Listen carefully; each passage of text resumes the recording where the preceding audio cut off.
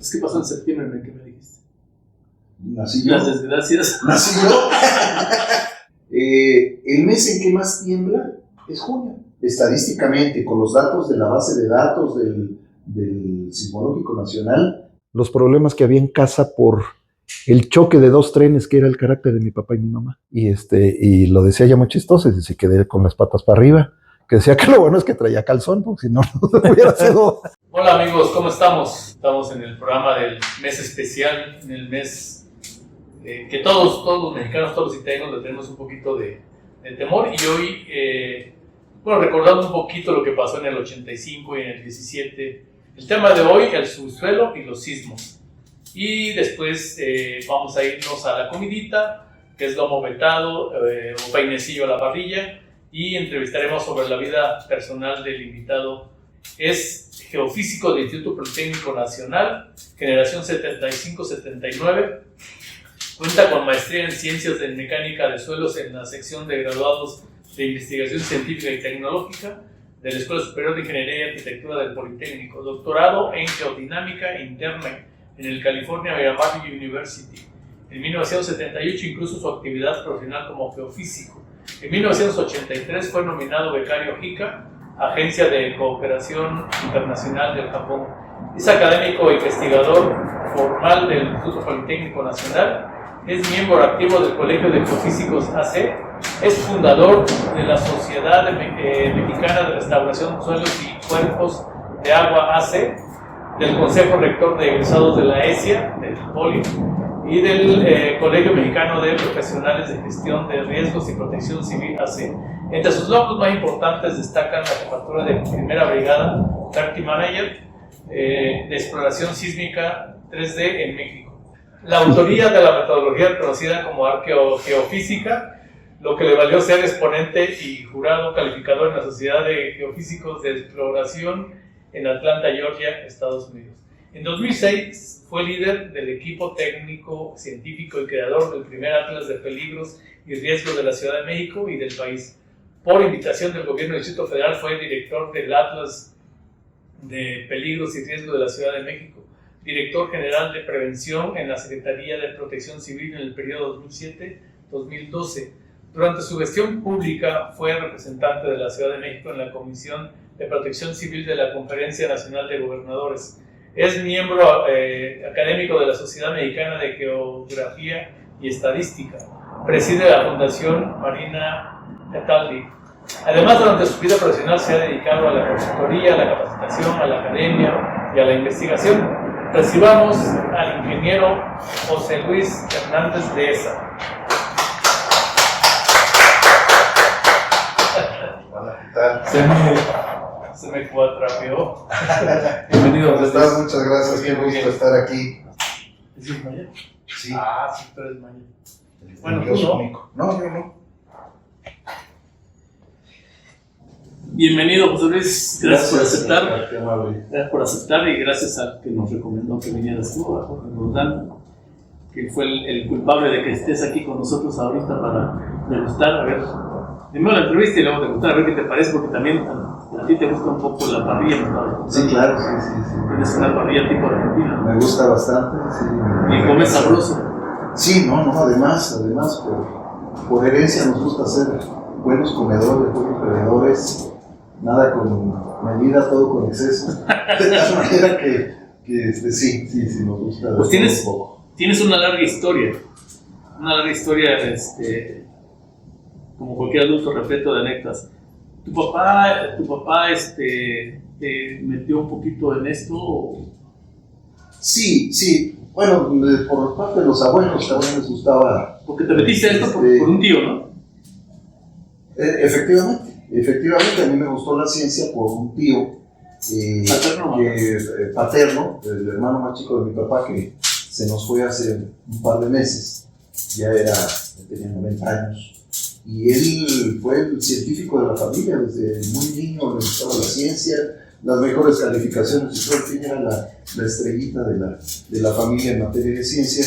Y ese contacto con él siempre había ese interés de vamos a platicar de cosas, desde el mundo de las hormigas hasta los dinosaurios, que en mi época los dinosaurios eran así como cosa ficticia. A raíz de las películas es donde empieza ese boom, pero eso ya le tocó a mis hijos. Sin embargo, para nosotros Godzilla era lo más fantástico, que Ultraman y esas cosas, pero siempre me gustó la ciencia.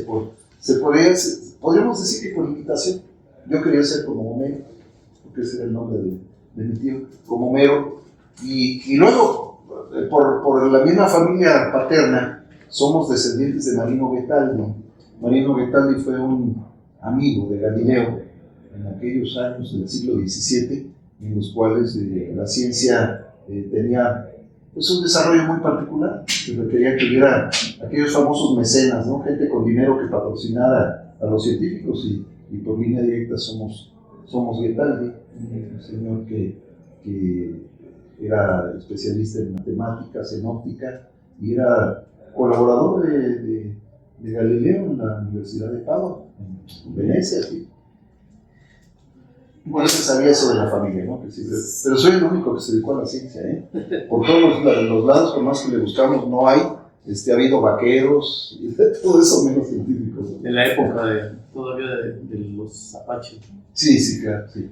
Oye, a ver, vamos a entrar en el tema, porque pues hay mucho de tu historia, tienes un montón de preparación, capacitas, eres investigador, das asesorías, das un montón tienes mucha actividad. Sí, hago muchas cosas, esa es la realidad.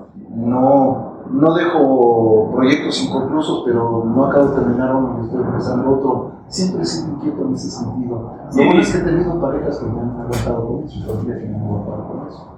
Ahorita hablamos de la familia. Sí, claro. Ahorita hablamos de la familia. ¿Cuántos sismos se han presentado en la Ciudad de México? Mira, el número es cerca de 425 hasta el día de ayer. Ayer hubo. Desde que tenemos registro, no. Me refiero a que el registro todavía lo verifiqué. ¿En la Ciudad de México? En la Ciudad de México. Desde que empezó el registro en el año 74. Sí, que fue el primer. Antes no había aparatos para eso, y los aparatos que medían los sismos grandes no tenían una buena precisión. Entonces, aunque se sabía que había sismos locales, es el nombre correcto, sismos locales, sismos pequeños. Se ha utilizado el término de microsismos porque alguien dijo microsismos, pero bueno, y ahí está, y es el que utiliza todo el mundo, pero esos sismos locales van desde 0.3 de magnitud hasta 4. Nunca hemos tenido uno que haya llegado más de 4, y solo uno llegó a 4. De los 400 y fracción, nos tocan más o menos 10 por año, si hacemos la cuenta, sí, como 10 por año, entonces promediando, pero son los sismos muy locales. No es que ahora haya más, sino que ahora tenemos más aparatos para registrar. Sí, más tecnología. Y la sensibilidad del ser humano se ha ido favorecendo. Entonces, sí, gracias a la tecnología. Gracias a la tecnología, por supuesto, sí. Los más relevantes. Bueno, relevantes. Vamos a tener unos este año de 24 que tienen que ver con una falla en la zona de la Ciudad de México que se ha venido moviendo. Yo siempre cuando hablo del tema me refiero a que la Tierra es una... ¿Es el cinturón de fuego, me dices? No, estamos hablando ahorita solamente de sismos de la ciudad. Sí, pero la falla... La falla está aquí en la Ciudad de México. En la Ciudad de México hay muchas fallas, en la profundidad, a varios kilómetros de profundidad. Y para que se genere un sismo, tiene que haber una falla, y esa falla tiene que moverse. No se mueve por ninguna otra cosa.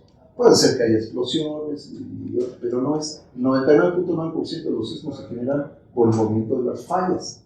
Y dentro de la Ciudad de México, ahí en la profundidad, hay fallas, que unas se mueven, otras tienen cientos de años o miles de años sin moverse. Y entonces ahorita hay cierta actividad que se ha generado ahí, que es perfectamente normal. No es porque haya una situación, no, en lo absoluto. Es el movimiento que tiene la madre tierra, que es veleidosa y caprichosa. Así es. Por eso es que no podemos predecir los sismos, porque no hay forma de acoplar más. Ahora, eso es en la Ciudad de México. Los sismos que vienen de fuera de la Ciudad de México hay de dos tipos, unos que se forman en la orilla de la costa, la mayoría del Pacífico, y otros se llaman de intraplaca, que están de la costa hacia adentro. ¿Cómo fue el sismo del 17, que se generó muy cerca de Cuautla? Y el de Michoacán de 2005, los de Michoacán, porque fueron dos sismos distintos, uno el 19 y el otro el 20, Esos dos sismos provienen de la zona de subducción, que es que una placa tectónica se mete debajo de la otra. Las placas son la corteza terrestre que está fracturada, y esa corteza empiezan a chocar entre esas fracturas, como si fueran corchos flotando en el agua. Sí. Entonces unos se pegan, otros se acarician, otros se meten por debajo, otros por arriba, y así es como se ha dado en la historia geológica los movimientos sísmicos. El de Michoacán vino de ese cinturón de fuego, que va desde las Filipinas, pasa por Japón, por las Aleutianas, Alaska, toda la costa oeste de Estados Unidos, y pasa por nosotros y llega hasta los confines de Chile. Entonces, ese es el cinturón de fuego del Pacífico, en el cual pues estamos prácticamente nosotros recorriendo. ¿no? Sí. El que tengo yo como más antiguo es el del 57. No, sí, en 1957. Sí, nacíamos 57 de ahí, exactamente. ¿De qué mes naciste tú? En septiembre del 57. Es mayor que yo. Sí. Pues en el mes de septiembre puras calamidades, ¿no? Sí. Se murió Pedro Infante de fiebre carbonosa, ¿no? Luego se murió Diego Rivera, el sismo del 57, y ya después vinimos a corregir el tema, y naciste tú, nací yo. Así es. Entonces, bueno, de anecdótico el del 57, porque fue un sismo que vino muy fuerte, vino de las costas de Guerrero, y era una ciudad muy distinta a la de ahora. Entonces las afectaciones no fueron tantas. Lo que causó más impresión en aquel entonces es que Álvaro Obregón y Frontera, en la colonia Roma, ahí había un edificio, y ese edificio se cayó. Ahora está ocupado el sitio por un hotel en la esquina de Obregón y la calle de Frontera, y uno que otro edificio. Hubo daños en la escuela normal superior de aquel entonces, algunas escuelas del Politécnico. Entonces, esos fueron los daños. Como fue nocturno, pues las zonas donde vivía la gente fueron las más afectadas, pero en las escuelas no hubo problema, se reconstruyeron y listo.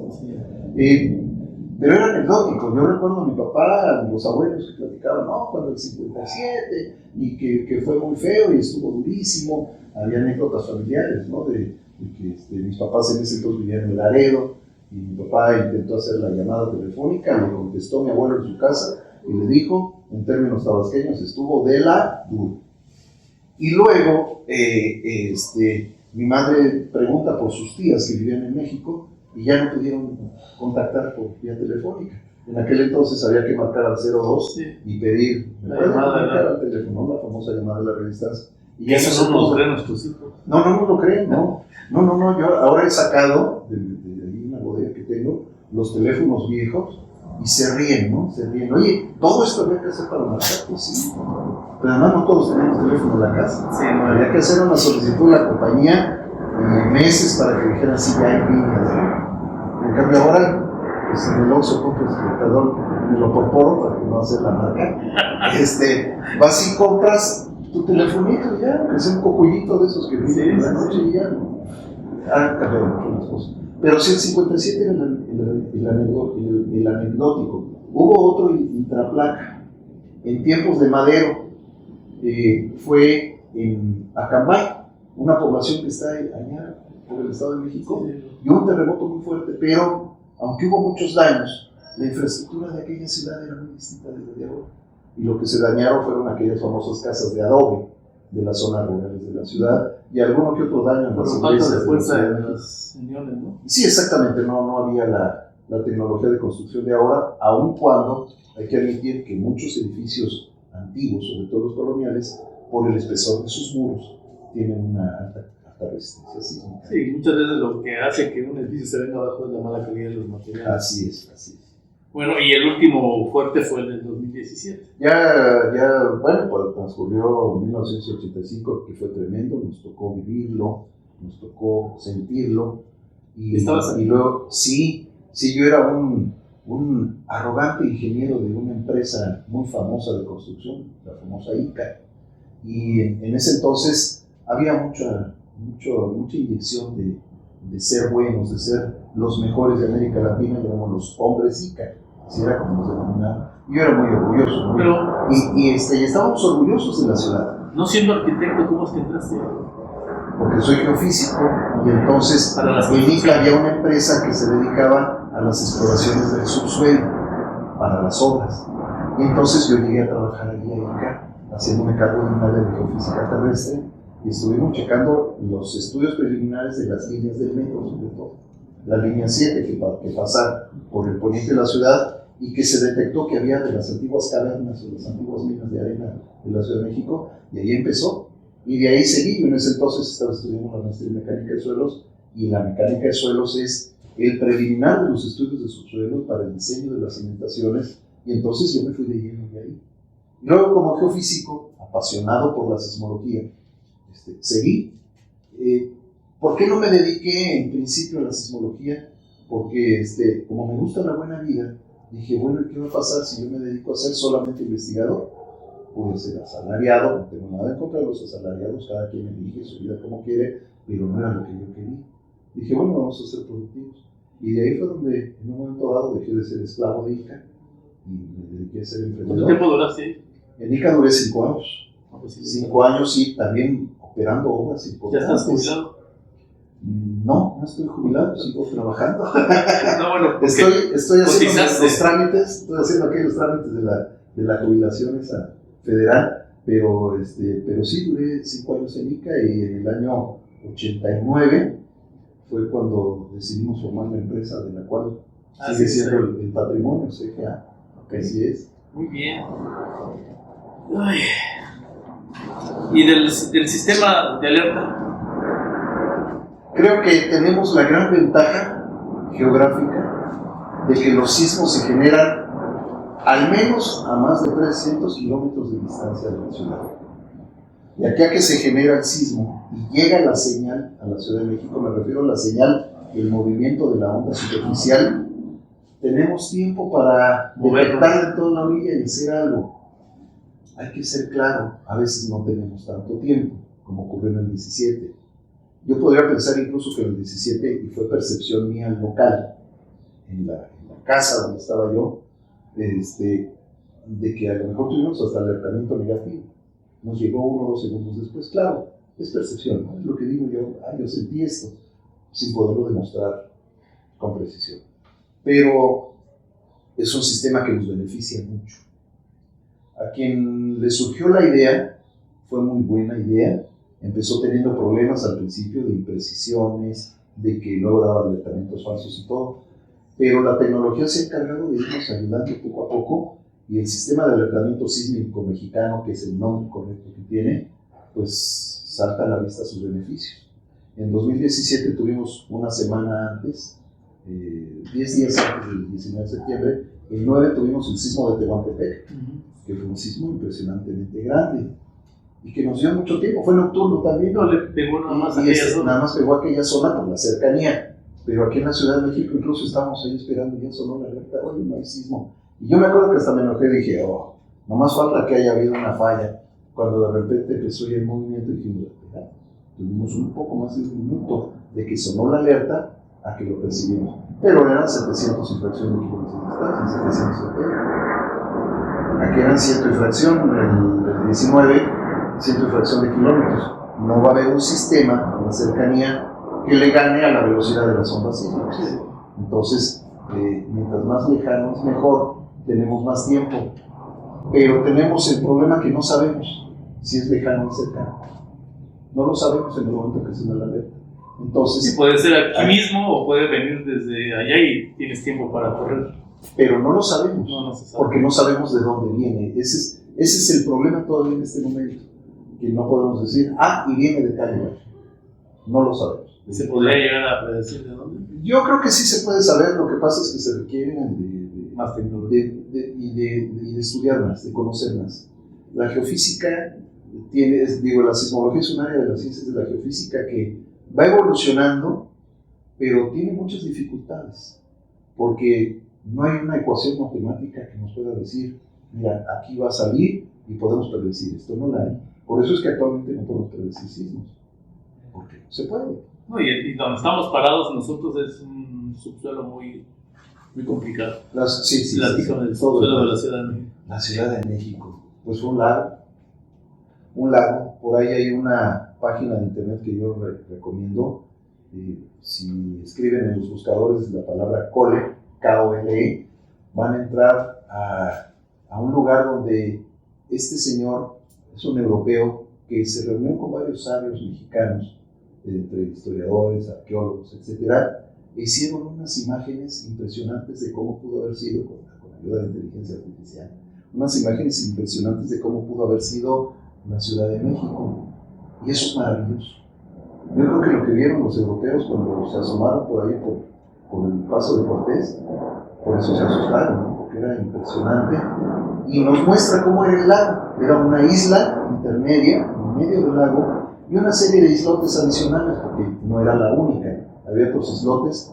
Lo más ribereño era Iztapalapa, era Chalco, Azcapotzalco, por supuesto, Tlacopan, que hoy se llama Tacuba, la zona donde estaba el adoratorio de Tonantzin, que hoy es el Cerro de la Villita de Guadalupe, ahí estaba el adoratorio de la diosa Tonantzin, la Madre Tierra. Lleva una serie de conjeturas, todo eso muy interesantes en la historia de la ciudad. Entonces, ¿qué sucede cuando se va secando este lago, cuando se va sacando el agua? La primera falla estuvo en que Cortés rompió el Albarradón. El Albarradón era una presita que tenía un camino en la parte de arriba, estacas de un lado, estacas del otro, que hizo, yo no le llamo el emperador, digo, el rey de Mesa, Netzahualcóyotl, sino el ingeniero Netzahualcóyotl, porque era un verdadero ingeniero hidráulico para separar las aguas salobres del oriente de la ciudad de las dulces que estaban alimentadas por los manantiales de Chapultepec y de Churubusco. Entonces eran aguas dulces, eran aguas que tenían otro tipo de fauna, producían otro tipo de fauna, y bueno, con ese rompimiento, y que yo siempre he dicho, parafraseo a un amigo, que si nos hubieran invadido los holandeses, todavía nuestra ciudad fuera lacustre, pero nos invadieron los españoles y se hicieron cargo de hacer una ciudad de tipo europeo. Hubo acequias todavía. ¿Fuera lacustre? Fuera una ciudad lacustre, el lago se hubiera conservado. Claro, con todas las inconveniencias que no se hubiera construido más que en las... en las riberas, yo creo que hubiera sido una metrópolis muy distinta de la de ahora. Sin embargo, desde que se rompió y hubo que sacar todo el agua y que se dedicaron a hacer que las acequias fueran canales para sacar el agua sucia, y entonces eso destinó que se fuera desecando y rellenando, y además se fuera hundiendo la ciudad, porque era un fondo cenagoso, el cual tenemos un espesor grande de eso. Eso motiva que ¿Qué tan profundo arcilla, es? Tenemos varios espesores. El primero, el más grande, hasta una capadura que hay por ahí, son alrededor de 35 metros. Pero luego tenemos otro que baja hasta 120 metros. Entonces tenemos... ¿En el punto donde está? Está en todas partes, en todas partes. Mientras más nos vamos a la orilla de las lomas y los cerros, ese espesor del lago se va haciendo menor. Por lógica, ¿no? Era un vaso que se llenaba con las lluvias. Mi suegro me preguntó una vez por qué llueve tanto en la Ciudad de México. Dice, porque era un lago. Y la tierra decidió que aquí había que echarle agua para que se llenara. Sí. Entonces, el asunto está, Oscar, en que ese fondo cenagoso fue donde se asentó la ciudad. Y para que se den una idea, todo el mundo que nos ve y nos escucha, imaginen la textura de un flan. No de un flan de cajita, ¿no? Sino un flan hecho en casa. Esa textura suave, esa suavidad, es muy similar a la de García en la Ciudad de México. Entonces, arriba le hemos puesto edificios, arriba le hemos puesto la ciudad completa. Entonces, también aceleramos el hundimiento a la hora que le ponemos algo pesado. Más cuando hay movimientos. Y cuando hay movimiento, es el efecto que yo llamo de la gelatina hecha en casa. Si nosotros en un refractario hacemos una gelatina, cuando le pegamos, ¿qué sucede? Se mueve con gelatina. Entonces, más aquí que en otros lugares. En otros lugares. Eso produce también un efecto que se llama amplificación de las ondas. Entonces llega las ondas sísmicas con una determinada energía y llegando aquí se amplifican, se hacen más largas, duran más. Entonces eso hace que nuestra ciudad haya tenido durante toda su vida, en la futura, una vulnerabilidad muy particular. Por eso hay que construir para resistir los sismos. No es que no se pueda construir, se puede construir, pero hay que hacerlo para que sean las estructuras sismoresistentes. Y eso se ha ido construyendo, tampoco por la falta de reglamentos, desde los antiguos mexicanos hasta los actuales, han construido, aunque sea sus casas, con determinadas dimensiones, que son razonablemente aceptables. Sí, apareció una grieta y todo, pero no se caen. Cuando el 85 fue tal la energía que se cayeron muchos edificios. Las construcciones de adobe se fueron prácticamente al piso. Las antiguas vecindades y viviendas del centro histórico, Tepito, Peralvillo, la colonia Guerrero, algunos otros barrios que eran muy antiguos se cayeron. La Roma, por el mismo efecto, no eran construcciones, sobre todo las más modernas de la Roma, con muros muy anchos. Si nosotros nos damos una vuelta por esa colonia, vamos a ver que hay casas que ahí resistieron el sismo, pero tienen muros de 40, 50, 60 centímetros de ancho. Eso no se va a caer. Que además, por el tipo de sismo, no afectó. ¿No depende del tipo de material? Tienen que ver los materiales, pero en conjunto la estructura. Materiales más resistentes, obviamente, van a resistir la llegada. El adobe es lodo con un cementante, si bien nos va con cal, pero fundamentalmente el cementante que se usaba en la antigüedad era por los residuos de los animales, o de vaca. Entonces eso se revolvía y se hacía, le ponían pasto incluso, y de ahí se hacen los adobes. Entonces eso se cae. Ha habido casas que se han tenido que rescatar que tenían un muro de adobe, pero se les ha hecho una protección ya adicional. Por fuera, con malla y con concreto, con materiales modernos, para que se incremente el espesor, se incrementa la resistencia, y ahí está. Ese tipo de subsuelo me ha tocado ver en algunas carreteras que se hacen asentamientos. Van, quitan ese lodo, que es muy viscoso, hasta sirve para construir, yo creo. Vuelven a rellenar y con el paso del tiempo vuelve a generarse. ¿Es el caso de la Ciudad de México? Sí. La Ciudad de México se sigue hundiendo, se llama hundimiento diferencial, cuando es de un barrio a otro, de una calle a otra. Y se llama hundimiento regional, que es toda la masa de lo que era el antiguo lago se sigue hundiendo. Son dos tipos de movimientos. Y ese hundimiento diferencial lo vemos en muchas partes de la Ciudad de México. En Xochimilco podemos ir por la calle de Guadalupe y Ramírez y se van haciendo así bolitas de pavimento. Obviamente se rellena, se pone material nuevo, pero se vuelve a hundir. Es una reacción natural del terreno. No podemos sacar todo el material y poner nuevo, ¿no? Lo podemos ver en la Avenida de las Granjas, en Iztapalapa. Hay unas zonas de Iztapalapa que tienen afectaciones tremendas. La calzada Ignacio Zaragoza, pues parece columpio, ¿no? Cuando vamos. Y tenemos hasta que reducir la velocidad, ¿no? Porque si no son brinco y brinco. Pero es parte de, si me permites decirle, del mantenimiento, entre comillas, que hay que darle a la ciudad. No hay de otra. No hay forma de dejar de hacerle mantenimiento. Cuando lo dejan de hacer, dale una recorrida a la ciudad de las techos. Sí. Y otro factor importante, el agua acaba con todo. Es lo que está pasando también con muchos socavones, ¿no? Sí, el socavón es un término también coloquial que se le ha dado a un fenómeno que se llama sufusión o sufusión, dependiendo del autor. Y esto es que las tuberías, sobre todo las más viejas, con el hundimiento se parten. Y más se rompen. De cemento. Si son de asbesto, que se usaba antes, de cemento, había otras, sobre todo las más antiguas, hasta de ladrillos. ¿Y qué pasa con el hundimiento? Se parte. ¿Qué hay de ladrillo? Bueno, pues ya. Desagües de ladrillo. Ok. Pero bueno, aquí no tienes tantos esfuerzos, ahí está. Y en un momento dado hasta puedes sustituirla sin mucho problema. Pero en la infraestructura de la ciudad, que son muchos kilómetros y kilómetros, es realmente muy difícil estar al tanto de todo lo que ocurre. ¿Y qué sucede cuando llueve mucho? Se presurizan las tuberías, entra agua a presión. ¿Y por dónde buscan salir? Por las grietas que se generan. Y empieza a salir el agua al principio poquito, pero después se va incrementando. Va lavando y se llevan los materiales hasta que de repente pasó el camión y resulta que ya había una humedad y se fue para abajo. Eso es un fenómeno que se da en muchas ciudades del país. Se da en Guadalajara, ahorita hay epidemia en Guadalajara de socavón. Sí. en muchas partes, Hermosillo, que nunca llueve, no hay drenaje, pero hay socavación por debajo, porque por la arena se lava el material. Y bueno, es parte de. Los desastres no son naturales.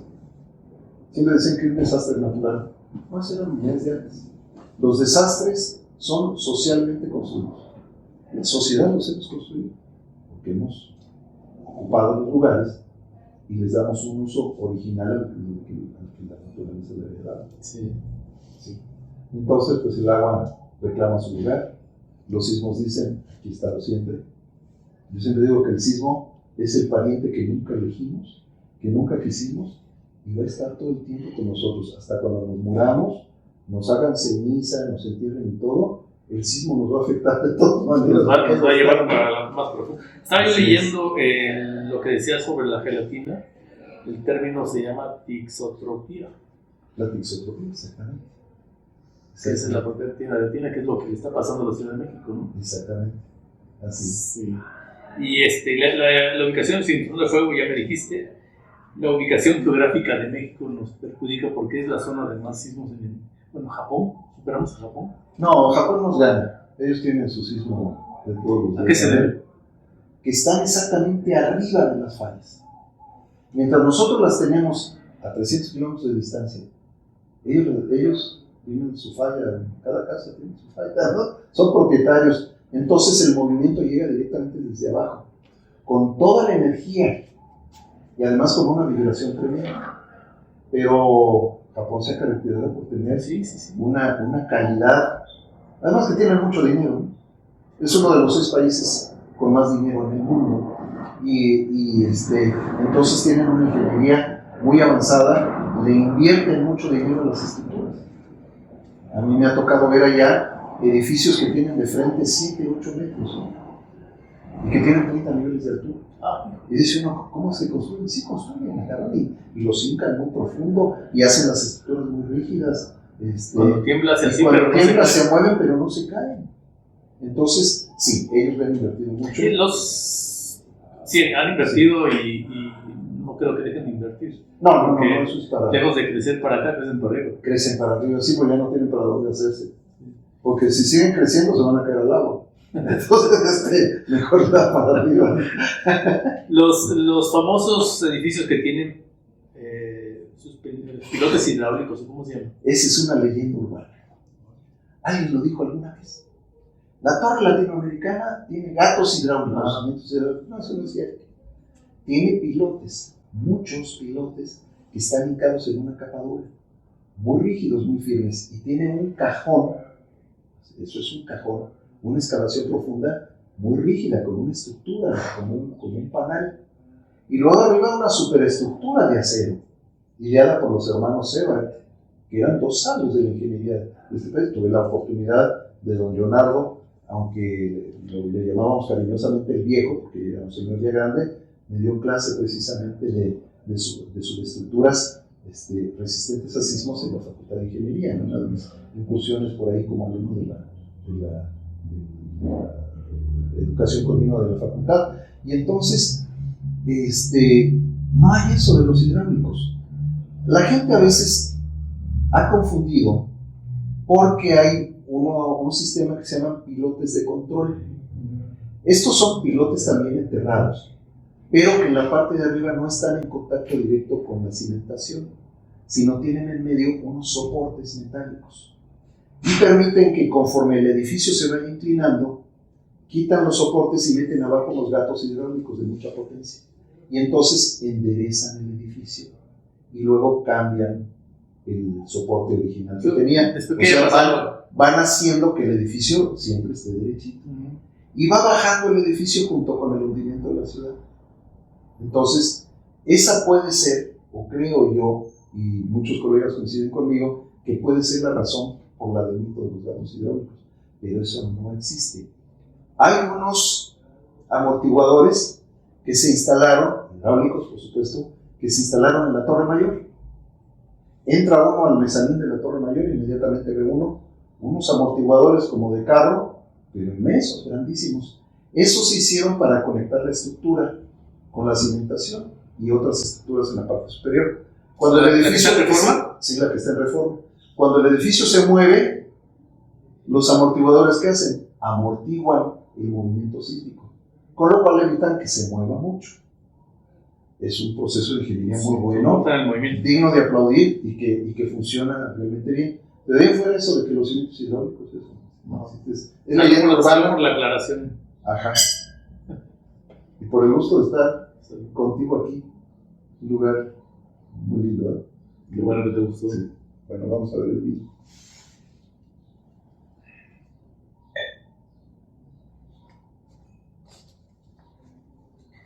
El eje neovolcánico. Es donde están todos los volcanes de este país. Porque dicen que está atravesada de Pacífico a Golfo. Sí, de oriente a poniente, totalmente. ¿Pasa por la ciudad? Sí, por supuesto, estamos inmersos en el eje neovolcánico. Es una franja.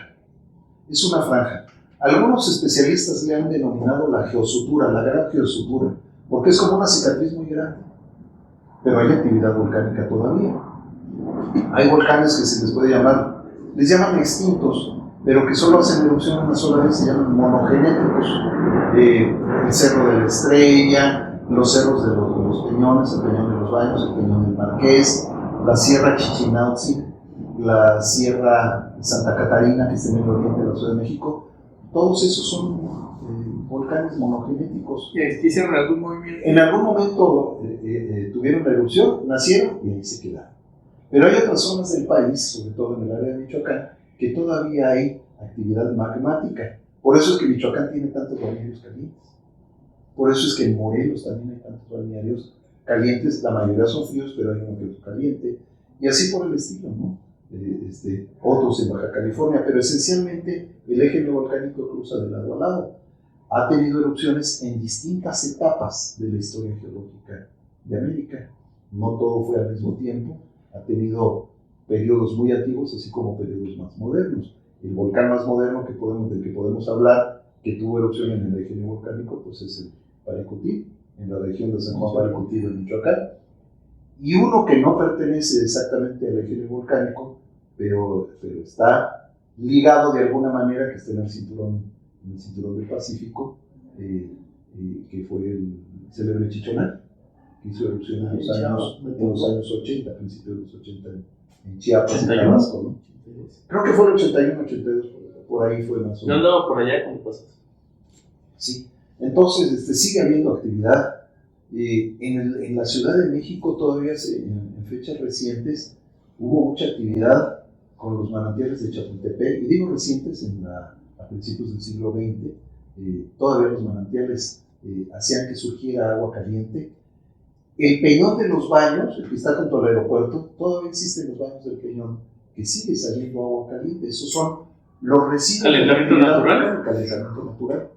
En el Peñón del Marqués también había, pero eso después lo cerraron. Había unos baños muy famosos, había uno por la carretera México-Puebla, y había unos baños Elba.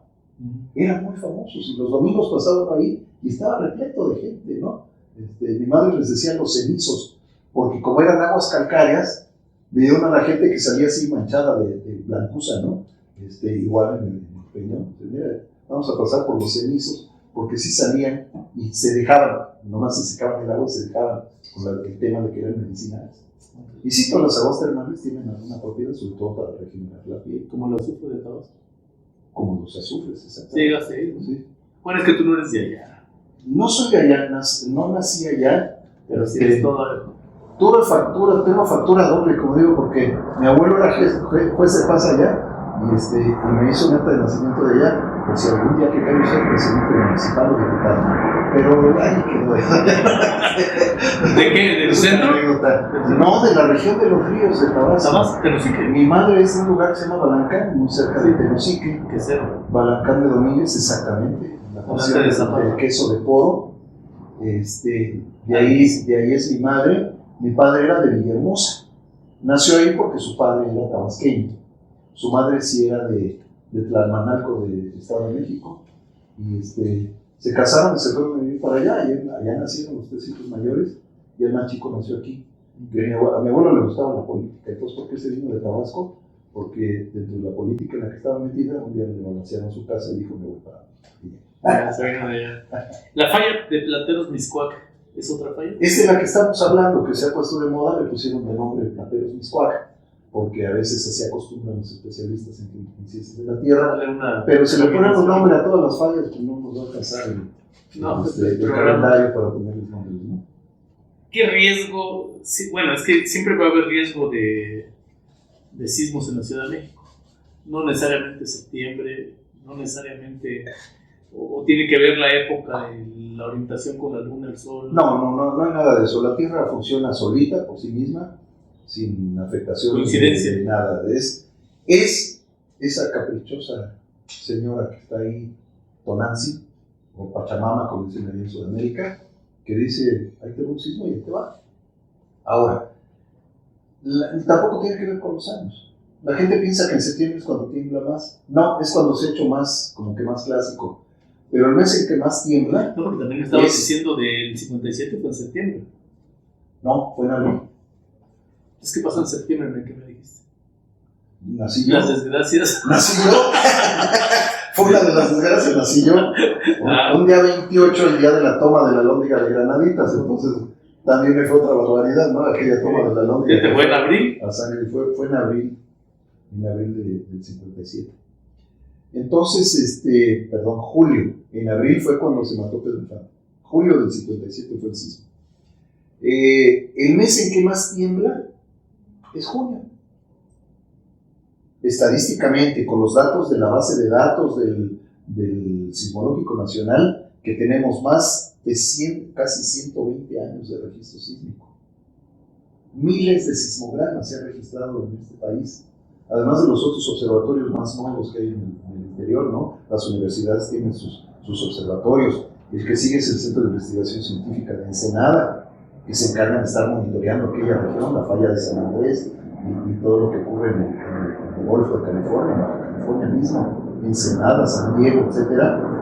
Ahí hay una comunidad sismológica muy interesante. Está Berkeley, está la Universidad de San Diego, la Universidad de California, California Miramar University, el centro de Ensenada. ¿Te estuviste, no? Sí, ahí pude hacer el doctorado. Se llamaba entonces Pacific Western University, pero luego le cambiaron el nombre. Porque cambió de dueño, según me dijeron. Y entonces está la Universidad Autónoma de California, con especialistas de primer nivel, y que están en ese contacto, en ese intercambio con los californianos, con los gringos, están ahí constantemente en esas tertulias científicas y pasándose todos los datos. Entonces, tenemos muchísima información en este país. Sí somos un país de sismólogos, tenemos buen prestigio en el extranjero, los japoneses nos tienen muchísimo respeto. No es que sean los mejores del mundo, son los mejores del mundo en Japón, pero tenemos colegas en toda Sudamérica. Chile dice, los chilenos dicen, quítate que hay gol, los peruanos, los colombianos, los ecuatorianos, en sismología de fuente natural, o sea, los sismos producidos por la Tierra. Entonces, yo estoy muy contento porque a lo largo de toda mi vida he podido hacer muchas cosas que me han permitido aplicar esos conocimientos, porque yo digo que aquel científico que está acá arriba en una posición privilegiada, que incluso parece que a veces flotan a 10 centímetros del piso, no sirven para nada, sino bajan el conocimiento. Y ese ha sido mi interés toda mi vida, bajar eso que aprende para beneficio de la sociedad. En esta ciudad necesitamos saber de sismología, y mucho. Porque es el tabú decir. Y estás en todas las universidades capacitando, ¿no? Dando clases. Bueno, he sido profesor invitado en varias instituciones, por supuesto, en la Facultad de Ingeniería me han hecho favor de invitarme, en la Universidad de Anáhuac, en la Ibero, la menciono, pero ahí me invitaron para dar un curso de inglés, entonces no tengo nada que ver. Pero en otras, las universidades tecnológicas, me han invitado también. La UAM no se diga, en la UAM hay una cantidad de colegas en materia de ingeniería sísmica, o sea, la sismología aplicada a las estructuras de primer nivel. Publican mucho, hacen cosas sobre todo en beneficio de la sociedad. Entonces, en materia de protección civil y la gestión del riesgo sísmico, debemos estar con toda esa información para saber cómo vamos a construir, cómo vamos a mejorar la construcción, la sociedad, cómo la hacemos menos vulnerable, porque somos muy, muy vulnerables. El sismo no nos avisa, llega y nos mueve, literalmente nos mueve a todos. Entonces, algo tenemos que hacer. Y una buena parte de mi vida le he dedicado a tratar de resolver ese tipo de cosas. Y luego me aparece, por casualidad, me cayó el tema de protección civil. Y vaya, llevo ya más de 20 años dedicándome a eso y es apasionante, apasionante. Hay que trabajar mucho. Cuando fui funcionario me pasó lo que la película de Pedro Infante. Ya llegué vieja, ya me voy vieja. Así estaba yo, porque sonaba en ese entonces usábamos Nexteles. Porque el Nextel en el buró de repente sonaba y muévete porque algo pasó. Desde inundaciones, desde los mismos sismos, desde incendios de gran magnitud, de muchos tipos de desastres, ¿no? Fugas de gas. Había que estar metido ahí. Por eso es que nada más duré 5 años y medio y dije, se acabó. Sí, y no estaba yo viendo crecer a mis hijos. Eso me estaba a mí afectando mucho y subí de peso. Yo siempre he sido muy flaco. No hay forma de que baje y llegue a mi peso original. Y primero por la buena vida. Me gusta comer bien y mucho. Pero... Sí, nomás hicimos un vistecito. Nomás un vistecito. Bueno, a completarlo con unas papitas. Pero el caso es que comía yo a cualquier hora y lo que se podía.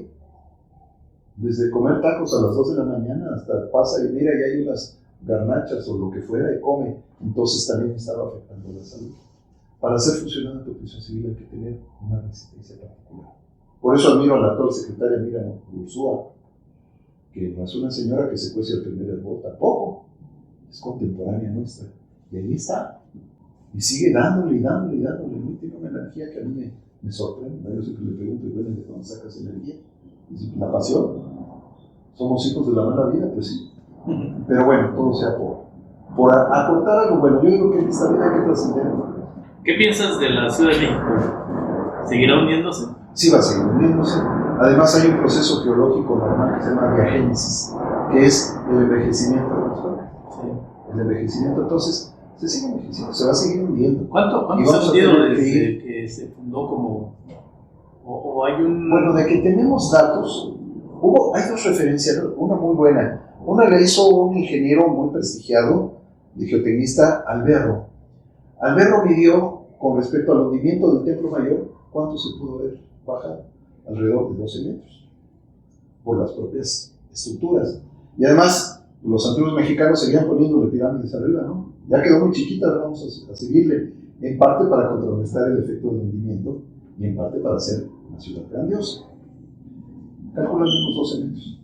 Las primeras mediciones de hundimiento con respecto al banco, hay un banco de nivel, o sea, un nivel de referencia que está en el norte de la ciudad, se llama el Cerro Atzacoalco. Y ahí en esa colonia hay un banco de nivel antiquísimo que está protegido y toda una temporada que lo vandalizaron, pero pues como está bien construido no le hace mucho. Y entonces ese banco ha servido como referencia para ver cuánto se ha hundido la ciudad. Te puedo decir que es muy variable, pero la última medición que yo hice con respecto al banco de Atzacoalco en la columna de la Independencia fue un poco más de 3,5 metros. Ahí. Hay otros lugares donde se hundió más. Y otros lugares donde empezó a hundirse por el crecimiento de la ciudad, por ejemplo, Tláhuac. Áreas que antes eran muy rurales en Xochimilco. Xochimilco se ha encargado de hacer lo que le hicimos a la Tenochtitlan.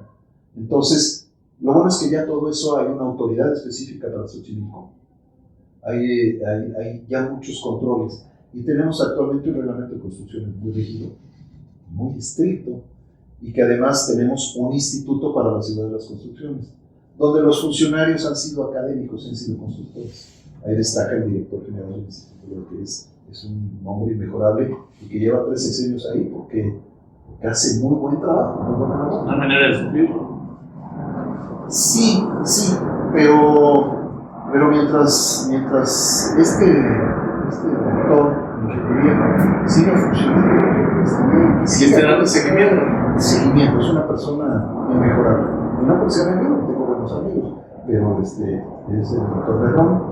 mientras el doctor Berrón siga ahí, es bien recibido por la comunidad. Nadie echa grilla política para que lo quiten, ¿no? Que siga. Si está haciendo bien su trabajo, que siga. Obviamente tiene un equipo de trabajo también mejorado. Gente de las instituciones que ha llegado a trabajar ahí para poder desarrollar más. Es que es muy interesante el tema. La verdad es muy interesante el tema, sobre todo para los citadinos que vivimos aquí. Yo no soy de aquí. Mi mujer sí, por eso no me fui. Muy bien. Y sí, la verdad es que sí es preocupante el hecho de pensar en el sismo. No sabemos realmente cómo está. Investigamos, pero no es lo mismo que una persona preparada nos venga a platicar del asunto, del tema. Y pues sí, se seguirá hundiendo, pero seguirá así. Y seguirá así, pero no se va a acabar la ciudad. No, claro que no. La infraestructura de las ciudades ahora utilizan un tema resiliente. No me gusta mucho porque resiliente es así como que, ¿qué es la resiliencia? Yo le denomino de manera coloquial, en la Ciudad de México, aguantamos vara. Porque sí, es una ciudad fuerte, no es vulnerable, es fuerte. ¿Y qué podemos decir los chilangos, no? Y porque el chilango también es el que viene de fuera y se adapta aquí, ¿no? Como tú, no sé dónde naciste. Nací en Durango, pero viví en Tabasco. Durango, sí, luego fuiste para allá, fuiste del desierto a lo verde, ¿no? Sí, y viví cerca de la zona de los ríos. Mira. Gregorio Méndez, entre Tenosique y Zapata. Mira. Más verde todavía y más agua todavía, ¿no? Sí. No, pues lagunas y ríos, eso es maravilloso. Pues vamos a comer, José Luis, sí, vamos a comer lomo vetado a la parrilla. Lomo vetado peinecillo le llaman. Peinecillo. Le llaman lomo vetado peinecillo, en la receta se van a dar cuenta. Recuerden que hasta el final del programa esta receta. Le llaman lomo alto en España. Tiene varias definiciones en New York, le llaman en Estados Unidos. New York. No más que, bueno, depende, bife le llaman en España porque es bife ancho y bife angosto, pero es parte donde lleva el ribeye, donde va la tapa, hay varias cosas. Vetado porque hace una veta entre lo que es el ribeye y la tapa, ¿no? Entonces, hoy te lo vas a probar, agarré uno muy bien vetadito. Entonces, vamos a dejar el enlace a la receta escrita en la cajita de descripción. Por favor, denle like, suscríbanse, activen la campanita. Esto nos ayuda a que sigamos adelante, a traer invitados de la calidad de José Luis. Muchas gracias. Y espero que al ratito nos hagas mención de tu vida, de lo que has hecho, lo que hiciste. Y eso ya lo veremos ahorita que vamos a hacer una pausita para comer, para preparar, porque esto es en vivo, aquí no preparé nada desde antes, lo vamos a hacer ahorita al momento, es que te va a tocar recién hecho. Muy bien. Pinchecito al momento. ¿Vale? Saludcita. Bienvenido. Salud.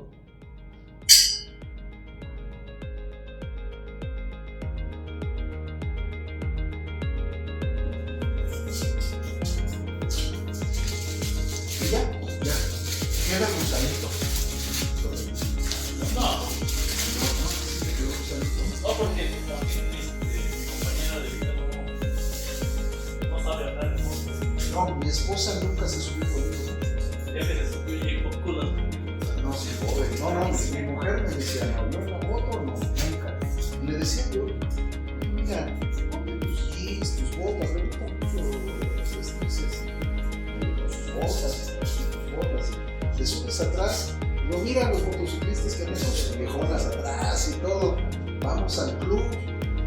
No, nunca quiso. Yo tampoco. Bueno, a mí me subió una tos francesa. Ya tanto mi estrés. Sí, mi mujer no. Y es una moto grande, muy rica, es muy segura. Digo, no. Y también influyó eso. Andar yo solito en una parte como que. Y mi hijo, el del medio loquito, atravesado. Y él está con eso, con la moto y todo, pero no le hago mucho caso de los lugares donde se salían.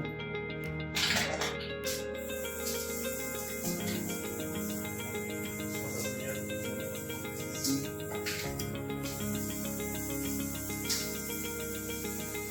¿Qué le pones de polvo blanco? Ahorita tiene nada más pimienta y sal. Ya que lo selle, le voy a poner. Tiene aceite de oliva, mantequilla, pimienta, sal, ajo, paprika,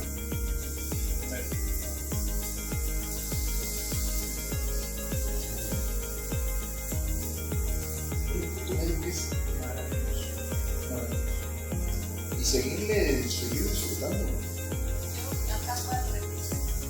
Yo le bajé. Así. Vamos, un fin de año en un bar en la zona rosa.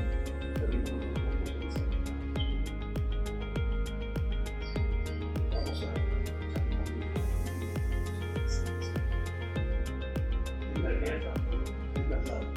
No estamos solos. Tienes ahí a Estamos tu hija y a solos. tu hijo, ¿no? Está Grisel, que acaba de cumplir 15 años y requiere de mucha atención y disciplina como adolescente actual.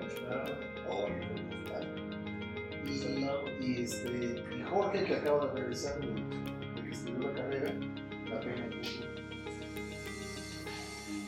Ahí está. ¿Y ustedes para cuándo?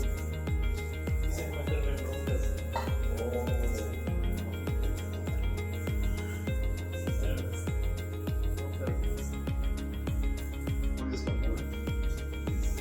Ella cuando llegó por la Habana, muy bien, gracias, muchas gracias. Llegó a la Habana, le felicitaron. Ella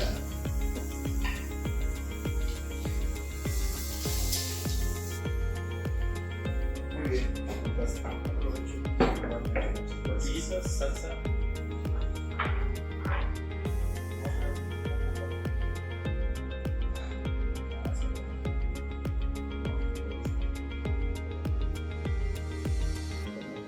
Si quieres,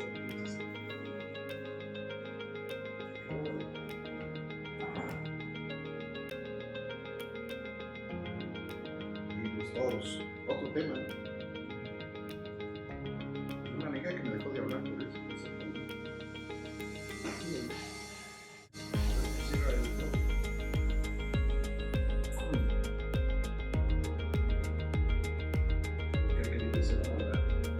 Pues la tesis de mi hijo Jorge, de mi hijo José Luis, en la Universidad de Guanajuato, está brava.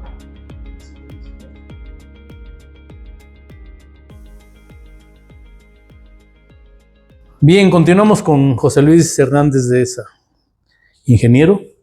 Hablamos ya de los temas que nos tocaba abordar en este mes de septiembre, haciéndole honores al mes Sí, por la claro. fama, no porque le corresponda, porque ya nos dijiste que no tiene nada que ver el mes con la posibilidad de que tiemble o no, de que haya sismo o no. Así es. Y después entramos a la comida, la receta al final, acuérdense. ¿Qué te pareció la comida? ¿Te gustó? Excelente. ¿Fue un bife o fue un lomo veteadito, pero creo que le pegué a tu término que querías, ¿no? No, esto estuvo perfecto, vaya, inmejorable. Tenía mucho tiempo que no comía así tan bien, tan a gusto, tan rico, si me permiten el término. Me gustó mucho, muchísimas gracias. Qué bueno. El corte excelente, la calidad y sobre todo la mano del chef. No Esa vino, es la más se fue. importante. No hubo chef. La mano del chef es lo más importante porque hay que saber, no se trata solamente de colocar la carne y ya que se vaya cocinando, hay que entenderla. Sí, Y Bueno, la por entiendes eso. bien. parece que sí. Muchas gracias. Bueno, ahora vamos a conocerte. Bueno, Vamos a conocer a José Luis Hernández de ESA, de corazón tabasqueño, aunque es capitalino. sí, así Nacido, es. ¿en dónde naciste? ¿En qué parte de la ciudad? En la colonia Moctezuma, Acá por el... ahí cerca del aeropuerto. Ajá. Mi mamá iba de viaje a Tabasco, en Mexicana de Aviación, y le dieron los dolores de parto antes de subirse al avión y a correr a la clínica ¿Ibas a más nacer allá en cercana. Tabasco? La idea era inicialmente esa. Primero que en Laredo, porque mi papá quería que yo fuera gringo, Del otro Laredo. del otro Laredo. Pero no, mi mamá dijo, no, yo quiero que nazca en Tabasco. Íbamos para allá y en el aeropuerto se iba a subir al avión y dijo, ay. Y entonces, para mi buena fortuna, digo porque me atendieron rápido, nací rápido, había una clínica ahí en la colonia Moctezuma que era de un amigo de mi papá, que era el jefe médico de ahí del escuadrón, Ajá. que estaba en el aeropuerto antes, y ya la llevaron ahí y ahí nacimos. Y le cayó también a mi mamá el médico, que ahí nacieron mis otras dos hermanas. En esa se misma convirtió en su gineco de toda la vida. Sí, clínica. Ah, muy bien. era un médico militar, el doctor Eduardo Velasco. Entonces, ¿tus papás son tabasqueños? Sí, mi madre nació en una población que se llama Balancán de Tabasco. Domínguez. El Domínguez es por un héroe revolucionario local. Era un pueblito aislado, muy aislado en aquella época. Sigue estando 30. Un poquito aislado, pero bueno, ya hay vialidades. Sí, sigue siendo el mismo pueblo, digo, nada más que con un poquito más de más gente. Pero estaba muy aislado, solo se llegaba por barco o por avión. No había carretera, a Balancán solo por barco o por avión, no había carretera. ¿Y la que hay de Zapata a Tenosique, hay una desviación, esa la hicieron después? Esa fue mucho después. Se hizo cuando yo ya era tal vez un adolescente de 12 o 13 años. Por eso es que por ahí pasa el Grijalba, ¿no? El Usumacinta. Había que cruzar, saliendo de Villahermosa, había que tomar la carretera Escárcega y desviarse hacia Emiliano Zapata, pero había que cruzar una panga, que es un chalán, subir el carro ahí de un río Chacamax. Un río muy caudaloso, angostito, pero muy caudaloso. Hasta hace poco que hicieron los puentes, ¿qué tendrá? ¿Unos 20 años? Tal vez. Y después había que cruzar en el río de Usumacinta, había que cruzarlo con una panga. Era el trayecto largo, daba mucho miedo porque ahí el río es muy ancho. Y cuando llovía. No, tremendo. Entonces, esa era la excursión que había que hacer ya cuando había carretera. Pero antes no, llegabas por avión o por barco. O sea, el más rápido o el más lento. Mi papá nació en Villahermosa, en lo que hoy es una colonia, antes era un poblado, Atasta. Okay. En Atasta. Atasta de Serra o algo así se llama. No sé cómo se llama ahora, pero era un poblado antes, Atasta. Ya se conurbó. Es una colonia y ya, siendo muy chico, mi papá tenía 2 hermanos más grandes que ya habían nacido allá. Mi abuelo decidió emigrar a la Ciudad de México y aquí se dedicó toda su vida. Él tenía una fábrica de maquila de cajas de cartón para la industria dulcera. Su principal cliente era los del chocolate de principio a fin, ricos de principio a fin. Y luego fue inspector de espectáculos. Ese fue su trabajo toda su vida. Le iba bien. No, claro que le iba bastante bien. Y tuvieron la oportunidad, él y sus hijos, de ver incluso las grandes peleas de box de aquella época, ¿no? Que el Chango Casanova y que el Toluco López y todos aquellos que eran unos boxeadores que se mataban en el ring, ¿no? Sí, eran 15 rounds. Sí, entonces mi papá recordaba, porque ya murió hace años, recordaba que él le tocó de niño y de adolescente ver cantidad de eventos, ¿no? ¿De qué murió tu papá? Mi papá le dio un infarto masivo, era muy joven, tenía 64 años. Un día de San José, yo le hablé se llamaba José Luis, para felicitarlo. ¿José Luis dónde escuchó el nombre? No sé, por ahí, ahorita te platico la anécdota de los José Luises en la familia. y así pasó, le llamo para felicitarlo, dije, oye, te paso a tu nieto. Mi hijo José Luis tenía 1 año. Me dijo, no, me siento mal. Y viene el médico, un vecino que tenía el médico, viene el vecino y me va a ver. Y dice el médico que le dijo, a ver, capitán, acuéstese en la cama y a punto de tomarle la presión. Infarto masivo y ahí quedó mi padre. Gracias al Eterno que murió mi papá, sí, porque él decía que él en un hospital no se iba a quedar nunca. No le gustaba el hecho de causar, decía, lástimas o quedarme en una agonía eterna de sufrimiento para mí y para todos, ¿no? Entonces murió de 64 años, muy joven. Él era piloto aviador, todavía volaba. Él murió un jueves 19 de marzo y todavía el sábado y domingo anterior había dado instrucción de desvuelo en Tizayuca. ¿Piloteando sí. También él? Piloteando, sí, él como instructor de vuelo. ¿Tizayuca en el Estado de México. ¿Dónde estaban las escuelas de vuelo se enviaron a esa zona, Tizayuca y Santa Lucía, para desahogar el aeropuerto de aquí. Sí, ahí estaba el andén militar, algo así, ¿no? Sí, estaba la base aérea militar. En la misma base aérea hicieron un lugar, un hangar y la escuela de vuelo, que era el CIAC, Centro Internacional de Adiestramiento de Aviación Civil, la única escuela del país, aparte de la Escuela Militar de Aviación, que otorgaba títulos profesionales. ¿Y tu mami? Mi madre fue maestra en su juventud, maestra en las rancherías de allá de Balancán, maestra rural, sin haber estudiado para maestra. Habilitaban a los maestros para enseñar a leer y escribir, esa era la clave. Y bueno, después... ¿Para el gobierno? ¿Trabajaba para el escuelas de gobierno? Eran escuelas municipales. Y ya después se casó con mi papá, muy jovencita. Llegó mi papá allá a Balancán en una campaña de combate al chapulín, esos chapulines grandes. Además le decían el piloto chapulinero, allá en Balancán. y él se hospedaba en un hotel que era de una hermana de mi abuelo, el hotel de esa, para no variar, ¿no? Y entonces la gente se sentaba en el portal y vio pasar a mi mamá con su madre, con mi abuela, pasar enfrente del portal saliendo de la iglesia. Y a mi papá le encantó, ¿no? Y dijo, de aquí soy. Y hubo una corretiza de 2 o 3 veces, ¿no? ¿Qué le encantó la iglesia? No, le encantó a mi mamá. Y pues jovencita, delgadita, bonita, no porque sea mi madre, pero sí era un bomboncito. Y entonces, hubo 2 o 3 corretizas, prácticamente corretizas, porque mi papá trató de abordarlas y caminaban tras de ellas, pero mi abuela se dio cuenta. Y entonces caminaban más rápido hasta que llegaban a su casa. Entonces dijo mi papá en la segunda ocasión, dijo, no, las espero en la esquina. Y ahí fue donde se acercó y se presentó. Yo soy el capitán José Luis Hernández Montes, mucho gusto, y esto y lo otro. Y pues ya mi mamá se había dado cuenta porque la hermana de ella era amiga de mi papá y le mandaba a mi papá saludos, ¿no? Entonces fue así un romance así muy, muy rápido, durante 3 meses de novio y se casaron. Sí, rápidamente.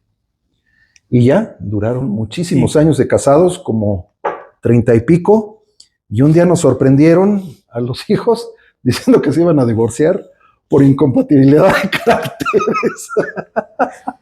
Después de 34, 35 años dijeron, sí, no somos compatibles con 3 hijos. Obviamente no pasó eso. No, sí pasó, sí se divorciaron, estaban decididos. Ellos... Yo me acuerdo que les dije una cosa que se enojaron mucho porque yo les dije, a ver, ¿cómo está eso? Yo ya estaba casado. Dije, a ver, de jóvenes cirqueros y de viejos payasos, no puede ser así. Y me acuerdo que mi madre me dijo, no te metas en lo que no te importa, les estamos avisando nada más. Ah, bueno, pues ya. No, con eso. La orden, jefa, y ya, ahí se quedó.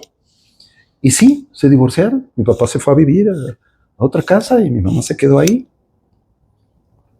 Bueno, algo así pasó con mis abuelos.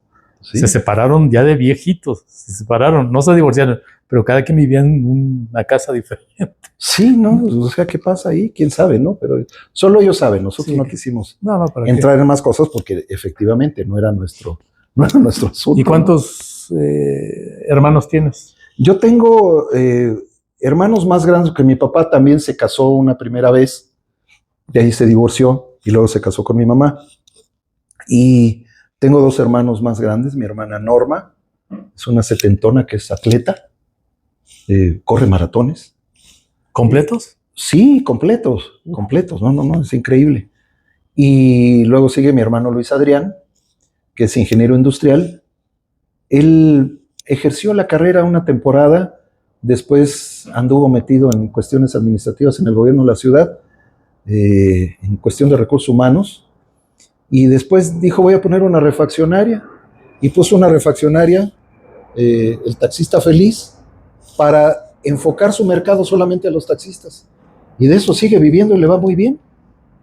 ¿Sigue la refaccionaria? Sigue la refaccionaria y ya es un 70 también. Ya es famosa entonces la refaccionaria. Sí, es famosa. O sea, yo he ido un par de veces a visitarlo y en mi caso me hace, ¿no? Porque está atendiendo a la gente y todo eso. Entonces le va muy bien. Luego sigo yo, que soy el mayor con mi mamá. Mi hermana Patricia, que le llevo 4 años, ella estudió administración, y luego mi hermana Montserrat, que ella se dedica a la medicina esta de la herbolaria y todo, tiene un nombre ahí muy particular. Esa carrera la estudió como una especialidad en Chapingo y de eso vive, ¿sí? Que es 15 años más chica que yo. 15. Sí, o sea, fue ya mi papá al principio cuando acababa de nacer le decía que era la chiripa, ¿no? Que había nacido chiripa, mis papás ya no estaban Siempre jóvenes. Los últimos son chiripas. Sí, y esa es mi familia por parte de mis hermanos. Te iba a preguntar algo de todos son casados. Todos. Mi hermana grande se casó, es abuela, tiene nietos, tuvo 3 hijos, 2 varones. Mi hermano Luis tiene un par de hijos, hija e hijo, también es abuelo. Yo no soy abuelo aún. Mi hermana Patricia, que es la de en medio, ella enviudó muy joven, no se volvió a casar, ha tenido sus novios, pero no se volvió a casar, y mi madre vive con ella.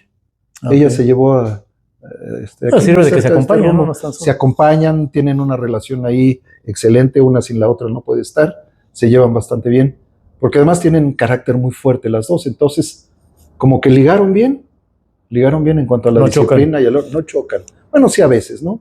Pero es natural, o sea, mi hermana tiene 60 años, 62 años y mi madre 90 y cacho, ¿no? Entonces no es fácil. Pero bien, viven juntas, sin problemas. Y mi hermana la más chica, ella tuvo 2 hijos, Marco y Diego.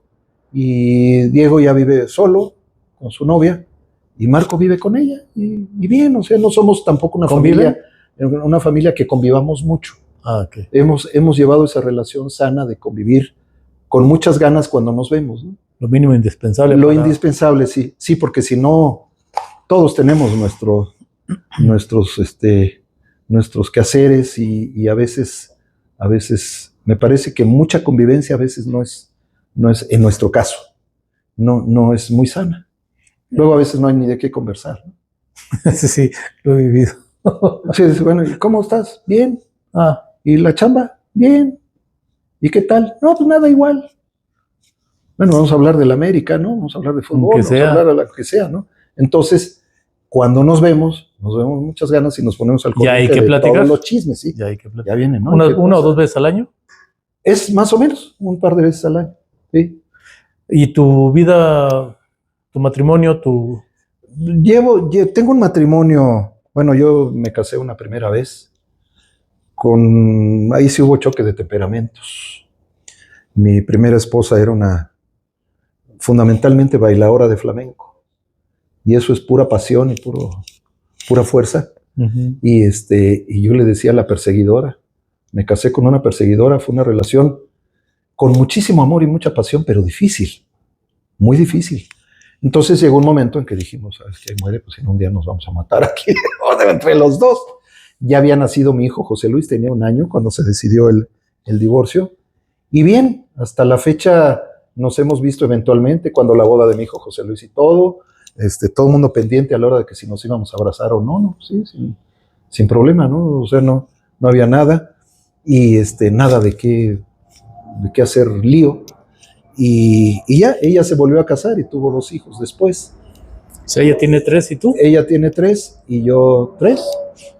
De mi matrimonio con Grisel, yo estaba ya divorciado cuando la conocí. Fue así como un flechazo mío hacia ella, porque ella era muy, muy creidita. Pero sí hubo atracción. Y un día llegué de plano y le dije, no, oye, se trata de esto, no somos novios, quiero que seas mi novia. Y al día siguiente le dije, ¿te quieres casar conmigo? Y me dijo, sí. ¿Al día siguiente? Al día siguiente que nos hicimos novios. Porque fue un flechazo y una química que sigue a la fecha, ¿eh? A veces decimos, oye, ¿cómo puede haber tanto amor y tanta cosa entre ella y yo que ahí seguimos, ¿eh? Seguimos. Y de ahí llevamos ya 30 años. ¿Dónde la conociste? La conocí en Cuba, en La Habana. Ella trabajaba en la Villa Panamericana y yo estaba haciendo negocios allá con un compadre mío, porque aquí la cosa estaba muy mala. Hace 30 años la economía estaba mala y el trabajo estaba flojo. Ya teníamos el tema de la empresa, pero no funcionaba como queríamos. Y el gobierno local nos debía mucho dinero. Y entonces hablé con mi compadre y me dijo, acabo de ganar una proveeduría de servicios en Cuba, vamos para allá, ayúdame y todo. Y así fue, la conocí. En ese tiempo estaba ocupada, tenía novio, pero cuando yo la vi, yo me acuerdo que le dije... ¿Tú terminaste con el novio? ¿Sabes que ella termina contigo? No fue así casi, ¿eh? Fue así casi. Tenía un novio pero yo regresé a México y cuando volví, yo le dije a Arturo, yo me voy a casar con esa chiquita, como dicen en Cuba, yo me voy a casar con esa chiquita. Me dijo, compadrito, ¿estás loco? No, sí. Y ya hice mi pesquisa y ya, que ya no tiene novio. Bueno, pues... Ahora es cuando. Ahora es cuando, y ya metí mi solicitud, fue aprobada rápidamente, y listo.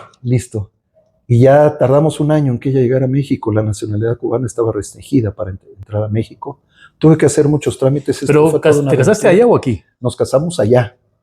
Pero antes, cuando tú te casabas, tenías que hacer un trámite que se llamaba poner la carta de invitación. Invitar al nacional cubano para que venga a México, aunque sea tu esposa. Y entonces yo tuve que hacer una cantidad de trámites desde certificar la soltería, desde hacer trámites ¿Allá o aquí? aquí primero y luego llegar allá y volver a hacer otro viacrucis allá. Había que pasar del gobierno de la Ciudad de México a la Secretaría de Gobernación, la Secretaría de Relaciones Exteriores, a la Embajada Cubana. Ahí todo eran puros sellitos, apostillados le llaman. Ajá. Y luego llegar allá con una sábana así enorme, y porque más va pegado un papel junto al otro, y con esa sábana ya ir pasando también de la Embajada Mexicana al Ministerio de Relaciones Exteriores, al Ministerio del Interior de Cuba, y luego ir a la Consultoría Jurídica Internacional para decir, ok, con estas sábanas ya te puedes casar. Pagar derechos, y luego pon la carta de invitación y solicitar la internación a México, que era otro viacrucis. Una serie de firmas y apostillados, y ya nos casamos un 27 de octubre y ella llegó aquí un 20 de febrero, una semana antes de cumplir años, 21 años, y ya celebramos aquí sus 21 años. 21 Sí. años. Le conociste chavita. No, sí, muy jovencita. Yo tenía 36 y ella 21. Y entonces, Pues si tienes hijos de 30 y tantos, ¿no? bueno, mi hijo el grande tiene 30, pero él le dice mamá también, mami. La conoció muy chiquito, tenía 3 añitos, casi 4. Entonces al principio le decía Glisel, porque no hablaba bien. Y ya después fue mami, mami, mami, hasta la fecha. Mami, excepto el día que se casó. Le habló a mi mujer y le dijo, mami, ahora que me case, no te voy a decir mami, porque ahí va a estar mi mamá. Entonces, no le va a gustar. Lo tenía muy claro. Sí, lo tenía muy claro, ¿no? Pero sí, Grisel, ella se refiere a sus 3 hijos, y a su nuera, y así, ¿no? Sí, mucha comunicación, así me parece que ha sido un matrimonio lindo. Hemos tenido cosas muy buenas, fantásticas, hemos vivido mucho. La vida de pareja, los primeros 5 años fue vivirla intensamente, preocuparnos por nosotros, y ya, mis suegros viven conmigo ahora. Los trajimos, dadas las condiciones que están muy difíciles en Cuba. ¿Hace cuánto? Los trajimos para acá. Bueno, vinieron hace 25 años la primera vez. Y de ahí han seguido viniendo cada 2 o 3 años, pero ahora ya están con visa definitiva, con la idea de que obtengan la nacionalidad. Tienen todos los derechos como si ¿Tu fueran mujer mexicanos. ya tiene la nacionalidad mexicana? Sí, la tramitamos a los 2 años. Ajá. A los 2 años ella es mexicana por naturalización. Sí. Oye, ¿tu infancia cómo fue? Porque eres Fue, una persona de lucha y eso... sí fue, debo decir que fue de manera muy inocente, muy feliz. La adolescencia fue difícil. Y digo de manera inocente, muy feliz, porque yo no veía, por ejemplo, o no palpaba yo los problemas que había en casa por el choque de 2 trenes que era el carácter de mi papá y mi mamá. Se amaban y se adoraban, pero tenían lo suyo cada uno. Mi papá, bohemio puro, de noble corazón y gran cabeza, viajaba mucho, pero también le gustaba el traguito bastante. Entonces, siempre había ese choque de trenes, de que a veces las cosas no estaban bien, pero en mi inocencia de niño todo transcurría bien. Nunca faltaron los Reyes o el Santa Claus o algo así, no. El Día del Niño, que saliéramos en familia, ya cuando llegó mi hermana, salimos de día de campo, viajábamos mucho y todo. Entonces en esa inocencia no había gran problema. Pero lo difícil es ya cuando fui adolescente y empecé a querer tener el pelo largo. Y mi papá de extracción militar, pues eso no checaba. Y militar de los de antes, Sí. que eran no duros, sino lo que le sigue. Militares que usaban la pistola en la calle. Piloto. Él era piloto aviador de la Fuerza Aérea. Pero aunque él había dejado el ejército con licencia cuando mi hermana era muy chica, él seguía con lo mismo, él se seguía cortando el pelo igual, y su hijo tenía que estar igual. Entonces hubo choque, y después ya hubo problemas entre él y yo en cuanto a los caracteres y el modo de ser y el modo de decir las Eras cosas. rebelde. Porque siempre fui rebelde. Uh-huh. Siempre fui rebelde, y eso sí fue difícil. Finalmente, transcurridos los años, yo aprendí a entenderlo, que así se había formado. Él a los 17 años ya estaba en la Escuela Militar de Aviación. Entonces, ¿dónde lo formaron? Ahí. Sí, pero de chavo no lo entendías. De chavo no lo entendía. Y él también Dijo, bueno, tal vez he sido a veces intransigente y duro conmigo. Y yo le dije, una vez que nos reunimos, le dije, no, a veces. Esto era de todos los días. Entonces resolvimos muchas cosas conversando. Conversando así con una botella y vamos a platicar, echar el vinito, el traguito, y no, mira esto, el otro. Nuestra relación para cuando él murió ya era de una amistad entre padre e hijo. No amistad de cuates, ni de picada de barriga, ni nada, sino entre padre e hijo, donde estuvo muy bien. Él me aconsejó mucho acerca de las cuestiones de matrimonio. Me decía, no seas tarugo, no hagas lo que hicimos nosotros. Arreglen esto, arreglen lo otro. Sin yo pedirle consejo, pues ellos percibían, ¿no? Los viejos somos viejos, no somos... Bueno, hay unos que son mensos, ¿no? Pero son viejos y percibía. Y recibí muchos consejos de él. Sobre todo algo que le aprendí a él fue a ser siempre honesto. Él nunca tocó un peso que no era de él. Era íntegro. Con todo y que a veces le revoloteaba a la gente por aquí, ¿no? Tuvo muy buenas relaciones. Era amigo de secretarios de Estado y que lo invitaban a hacer algunas cosillas. La posición que tenía era muy... Él decía que no tenía buena posición, pero él siempre decía eso. No, espérate, yo con lo que gano, con eso tengo. No necesito robarme un solo centavo, como decían antes los viejos. Un solo centavo no tengo que tomar. Y vaya que le ofrecieron a veces comisiones de esas jugosas, ¿no? Por aprobar un avión, por ejemplo. Decían, mira, le vendemos este avión al ministro, así le decían a los secretarios antes, le vendemos este avión al ministro y para ti hay 50,000, 60, 70,000 dólares y todo. No. A mí me contrataron o me piden que diga cuál es el mejor avión para el ministro y va a ser este, no el que tú me vas a vender. O sea, él rechazaba eso. Hasta el último día de su vida. ¿Eh? ¿Qué te pasó aquí? Me caí de chiquito. Esta cicatriz... Parte de la travesía. No, es que tenía yo 1 año. Y entonces antes había unos tamborcitos de 1 año, metálicos de 1 año. Había unos tamborcitos metálicos. Tal vez los llegaste a conocer. ¿Tambores de qué? Tambores metálicos de latón que tenían los colores nacionales, estaban amarrados. Chiquitos. Tamborcitos de... Y se los ponían uno ahí colgadito. Sí. Y yo iba marchando en la casa y marchando me tropecé y caí exactamente arriba del filo del tambor y se me abrió de lado a lado. Pero sí. No, fue tremendo. Y mi papá estaba en la casa y ¡ay, que el niño! Que ya se rompió el hocico. Y mi papá tomó un pañuelo, esa era la narración que le hacía, tomó un pañuelo y salió, pasó un taxi y me llevó a una clínica aquí en la Ciudad de México. Vivíamos en la colonia industrial, allá por el camino de la villa. Y ya me cosieron, pero pues me cosieron como cayó, ¿no? Porque si la cicatriz... Sí, está cortado y todo. Durante un tiempo usé bigote. Tenía yo un bigote así amarillo. Pero nunca cerró aquí. Entonces, pues ahí se quedó ya. De todos modos, yo digo que de todos modos estoy bonito así. Ya cuando me preguntan, oye, esa cicatriz, no, es que me peleé con 20 vikingos, entonces pues algo tenía que pasarme, pero sí fue un accidente de niño. ¿Y aparte de eso no tuviste algún otro? No, sí, tuvimos un accidente de aviación con mi mamá. Veníamos de Balancán a Villahermosa, el piloto, mi mamá y yo. En avioneta. En avioneta, de aquellas de la tabasqueña de aviación. Sí.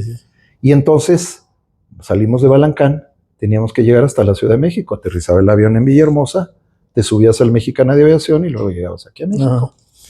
Y resulta que ahí por Macuspana, por Tepetitán, de donde es el presidente AMLO, y entonces ahí se cayó el avión, tuvo una falla. Eran pilotos muy improvisados, ¿no? En aquel entonces. Y a la hora de aterrizar en un maizal, el avión se capoteó, o sea, se volteó. Y ahí quedó mi mamá. Se atoró el tren de aterrizaje, se capoteó. Y mi mamá quedó colgada conmigo de brazos. Yo tenía 1 año. Veníamos de haber celebrado mi primer año de edad en Balancán, con mis abuelos. ¿Y esto cuándo fue? No, esto fue un poquito después. O sea que de todos modos tenía yo que darme un trancazo, ¿no?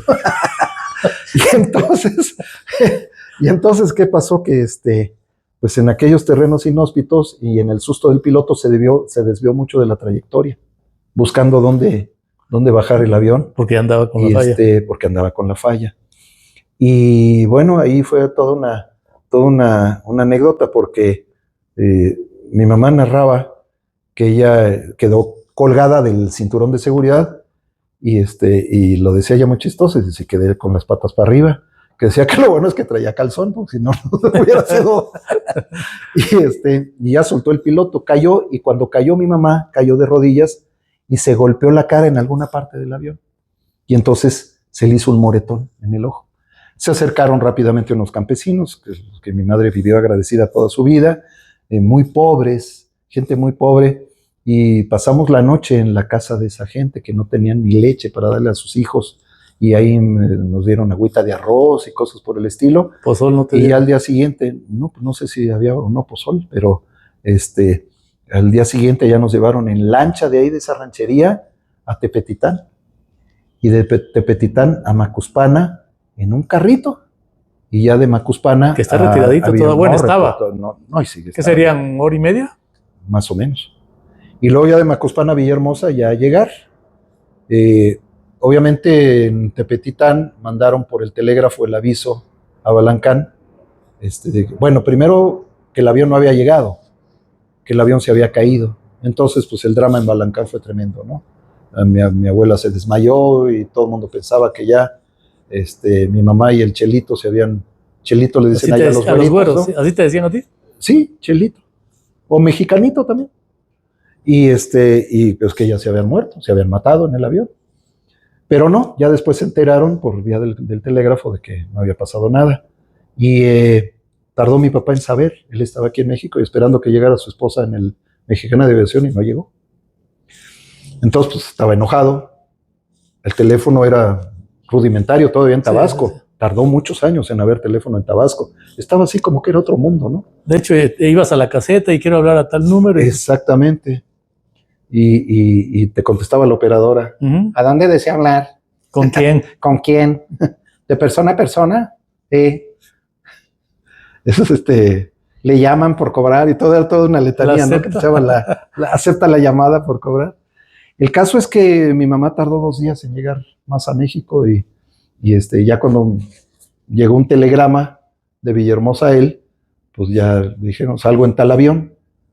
Y ya llegó, y mi papá pues estaba muy enojado, ¿no? Porque no había llegado su esposa, ya mi mamá le narró toda la historia cómo estuvo, y ya, pero no pasó nada A ti más. no te pasó nada.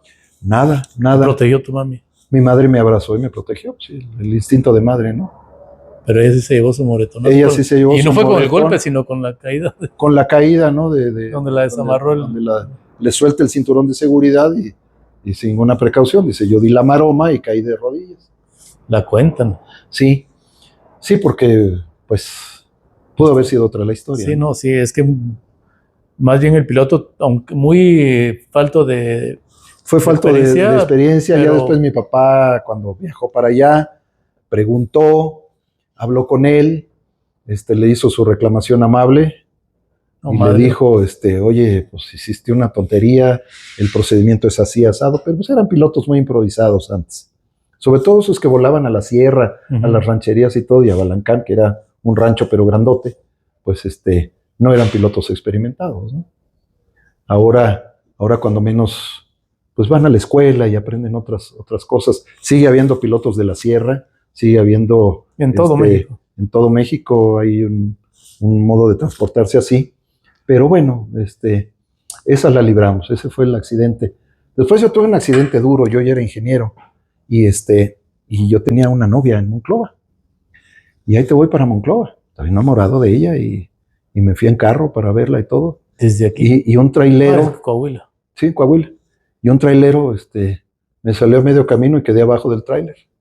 Esa la vi muy cerca porque lo bueno es que tenía yo un carro de esos grandotes que comprábamos antes, un Caprice, me acuerdo. Uh-huh. Muy bonito el Caprice y todo. Cuando daba el salario para comprarte un carro de años recientes o a veces hasta nuevo, y ya, es lo difícil que he tenido. Incidentes ¿Y ahí no te pasó como nada? Ingeniero, no, nada más se me inflamó la nariz, pues yo no sé dónde me pegué. Porque yo cuando vi el inminente tráiler, me acosté sobre el... ¿Y era automático el Caprice? Era automático, sí. Te iba a decir con la palanca, pero creo que lo tenía acá. Tenía arriba, tenía la palanca arriba. Un carro hermoso, hermoso. Era los conocí. Un carros lindos. Y ya, así como accidentes es lo que me ha pasado. No he tenido otra gran cosa. Es que todos hemos tenido algo Siempre he tenido algo, ¿no? que- Sobre todo. que vuelves a vivir, ¿no? Así Vuelves a es. nacer. Y en mi carrera pues siempre la pasaba viajando, ¿no? Viajando. Que los incidentes de que andábamos con un jeep por allá por Michoacán, no entramos bien en la brecha y el jeep se nos volteó, pero fue nomás así de que se nos volteó el jeep y brincamos y ya. Y así por el estilo, ¿no? No ha habido nada interesante. He tenido cosas por ejemplo, estaba yo en la carrera, estaba de moda la Liga Comunista 23 de septiembre. Te acordarás que esos tipos llegaban, echaban bala Sí, como sí, fuera. sí, sí. Tuvimos que padecer la muerte de un compañero de salón que le tocó en la balacera y le tocó. Estaba yo en primero de la carrera. Luego otra vez andábamos por allá por la sierra de Puebla, adelante de Tehuacán, un lugar que se llama Zapotitlán. Otro amigo, Arturo Salinas, y yo nos fuimos en el bocho a buscar fósiles. Y ahí andábamos y nos recibieron a balazos. ¿Quién sabe qué pensaron que íbamos a hacer? Y ya. Que estaban saqueando la tierra. Yo creo. Sí, ¿no? Y ya nos regresamos a un ranchito por ahí dormimos. Y al día siguiente regresamos, pero ya con un poderosísimo rifle 22 que traía Arturo Salinas en el carro. Y ya nosotros íbamos ya bien armados para defendernos. Y ya recolectamos fósiles y nos regresamos, ¿no? Pero esas son de las anécdotas que tarde o temprano alguien como nosotros, que por ejemplo en mi caso he viajado mucho, pues se encuentra con eso, ¿no? Debo decir orgullosamente que me conozco todo el país por carretera.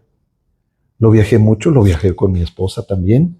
Lo he viajado. ¿En autobús? Todo. En Decías autobús. Que te ibas a la central camionera, vámonos. Sí, de recién casados, bueno, los primeros 5 años. No quería yo manejar, bueno, vámonos a la central camionera y a ver a dónde. Real del Monte, me acuerdo mucho de ese de Real del Monte, porque decía, ¿y eso qué es? Pues ibas a comer los pastes, ¿no? Pastes. No, hasta la fecha, la locura en la familia son los pastes originales de Real del Monte, ¿no? Ajá. Y así he conocido todo el país. Me acuerdo que me faltaba un territorio que era Nayarit.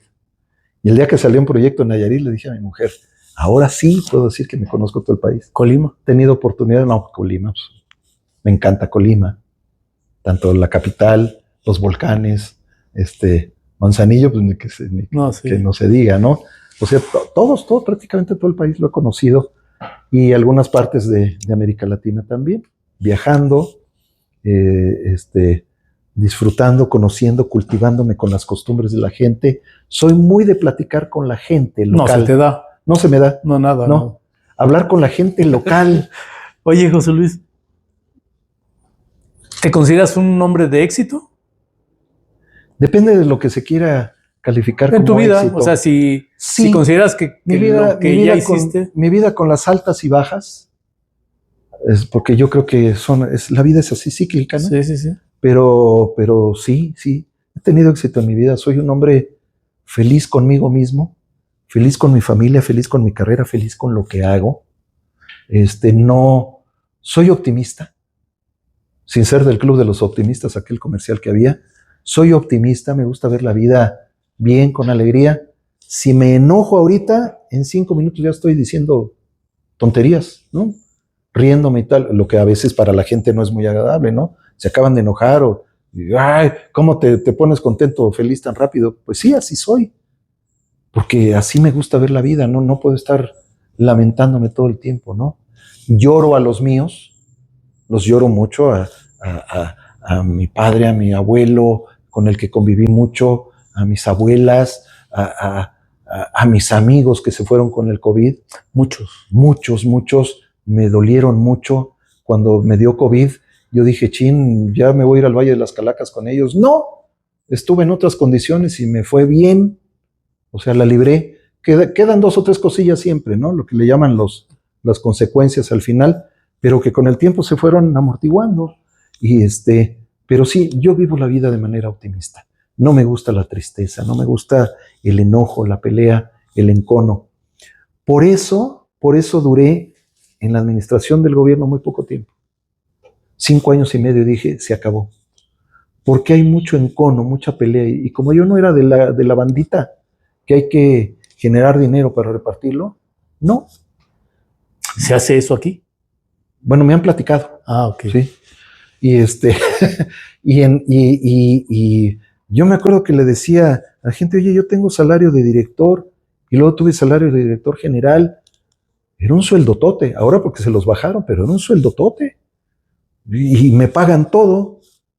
Tengo gastos de alimentación, de todo, la gasolina, tengo chofer. No tengo necesidad de yo de buscar ahí por dónde. No. Y yo veía que había algunos que no era suficiente. No se llenaban. Y de aquí, cuando fui director general, que hice una investigación acerca de los dineros esos, de las partidas raras, me acuerdo que causé mucho enojo. ¿Y por qué te metes en eso? Pues porque yo soy el que lo firma. Yo no permitir que se roben el dinero, no. Falta le hace a los compañeros que tienen los salarios bajos. Yo me acuerdo que les llamó mucho la atención porque en Protección Civil es 24 horas. Hay que trabajar 24 horas. Y eran las 6 de la tarde y yo, siendo director, salí y le decía a todo el personal, váyanse para su casa a disfrutar a su mujer, a sus hijos, si se van con la novia, el novio. Antes no se decía novias, pero también con lo que tengan, váyanse a disfrutar o váyanse a emborrachar a una cantina, lo que quieran. Ya no quiero verlos aquí a las 6 de la tarde. Y se extrañaban. Los primeros decían, ¿sí es cierto, Inge? Sí, váyanse. Yo me quedo aquí a soportar al jefe, pues ¿qué? Si había que hacer ocasionalmente algo extraordinario, adelante. Pero luego nos ponemos de acuerdo, a ver, le toca a fulanito y perenganito y se toma el día. Que se vaya a descansar. O sea, esa justicia la aprendí de mi padre, que siendo militar y teniendo grado militar, era muy tropero, como decía él. O sea, me gusta estar con los soldados, llevarme bien con la tropa. Si llegaba una bonificación de algo, porque antes les bonificaban mucho en efectivo, llegaba una bonificación, no era de que la mitad para mí, la otra mitad para todos los demás, no. Repartía por partes iguales. Eso le ganaba el cariño de muchos, ¿no? Y me consta, porque yo llego actualmente a donde trabajé como funcionario y me reciben y me abrazan y, ay, ¿por qué no regresa para acá? Jefe, no me gusta que me digan jefe. ¿Por qué no regresa para acá, jefe? Que miren, no, eso ya fue una temporada de mi vida y un ciclo. Y estoy dedicado a otras cosas, ¿no? Está cerrado. Debo decir que ahí conocí muy buenos amigos, fantásticos. Uno que es muy cercano a ti, que ya hice el comentario, la anécdota, ¿no? De que cuando teníamos jefes distintos y que estaban opuestos, siempre hubo un respeto siempre, ¿no? Lo que dijera él, lo que dijera yo, que tampoco estuvimos en muchas, pero en las que estuvimos, siempre hubo un respeto, siempre. Y eso me ha ganado el cariño de mucha gente, porque yo les digo, yo soy amigo de todos. Eso sí, el que me ataca, le saco la lengua y lo vuelvo a saludar, ¿no? No soy tampoco así rencoroso. Y sí he tenido a veces uno que otro que por gusto, yo les digo, bueno, ¿yo qué te hice? Bueno, pues, no soy monedita de oro, decía la película la canción, ¿no? Sí. Aquel que a mi edad, a los 67 años, no tiene anécdotas de vida, pues no sé qué ha hecho en su vida, ¿no? Por eso no trabajé yo en la industria como Pemex, como CFE, porque no es uno dueño de su vida. Yo veo ahora, adoro a mis compañeros de generación y todos están jubilados y todo, y digo, ¿y qué? Platiquen de algo así como lo que yo, ¿no? Que hay N anécdotas y no las tienen. No las tienen. Bueno, o sí las tienen, pero no saben platicarlas. También puede ser. Pero he sido intenso. He trabajado mucho. Por eso estoy pelón y arrugado. Porque he trabajado mucho, porque me gusta, porque no paro de estudiar. Yo algo tengo que leer todos los días. Me gusta la tecnología. Estoy actual. Y ahorita si veo que algo haciendo salió, cosas con tu hijo, ¿no? Sí, exactamente. Estamos muy involucrados en el proyecto de Jorge, que es cineasta, y tratando de sacar cosas, y con José Luis, que es historiador, queremos desmitificar un poco o darle el mito merecido a etapas importantes de la historia de México, ¿no?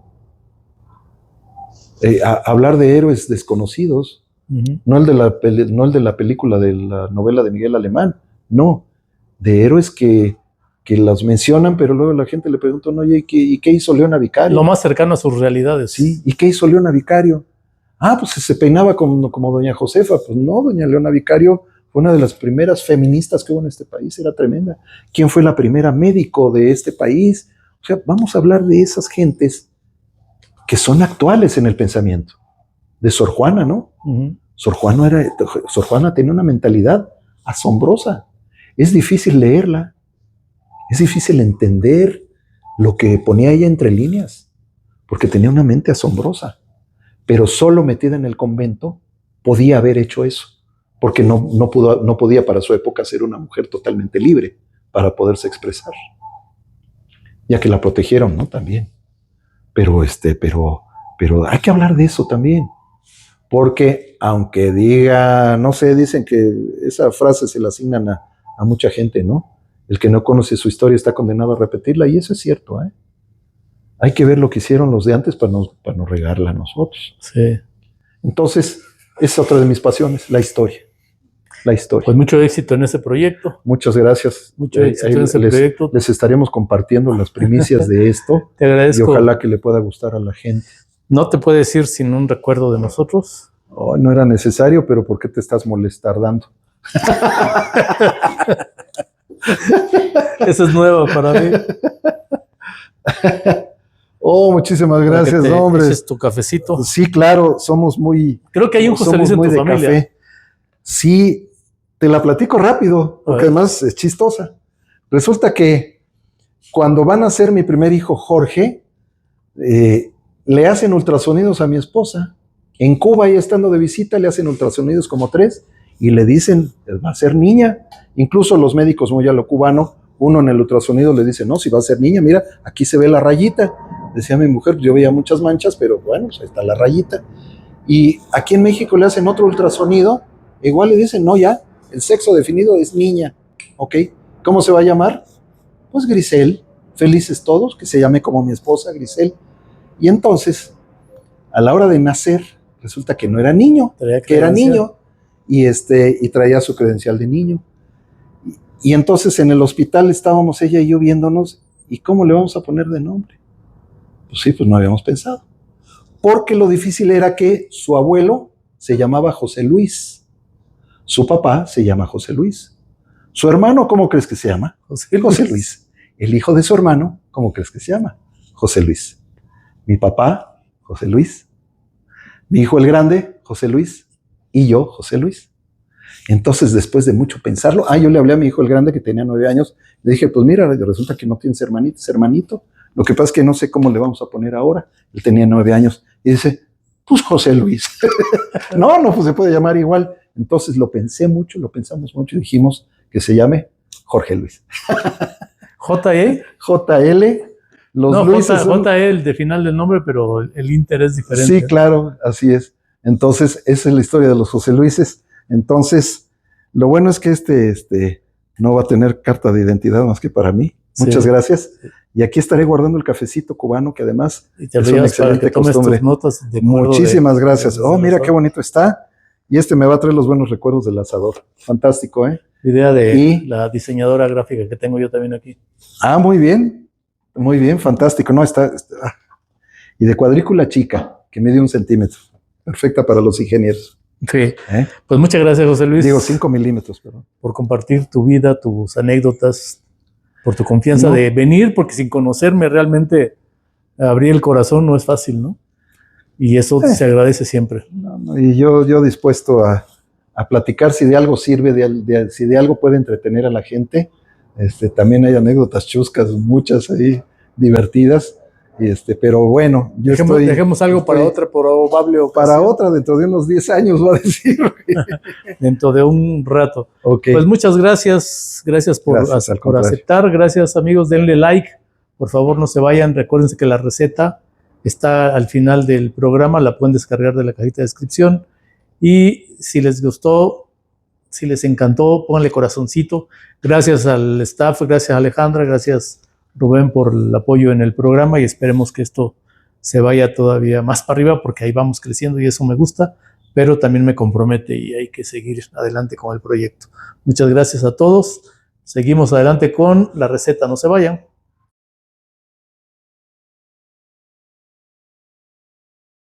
La receta de este mes es lomo vetado o peinecillo a la parrilla.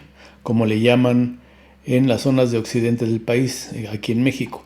En Chile lo llaman lomo vetado o lomo liso. En Argentina se le conoce como bife ancho o bife angosto, dependiendo de la porción que se corte.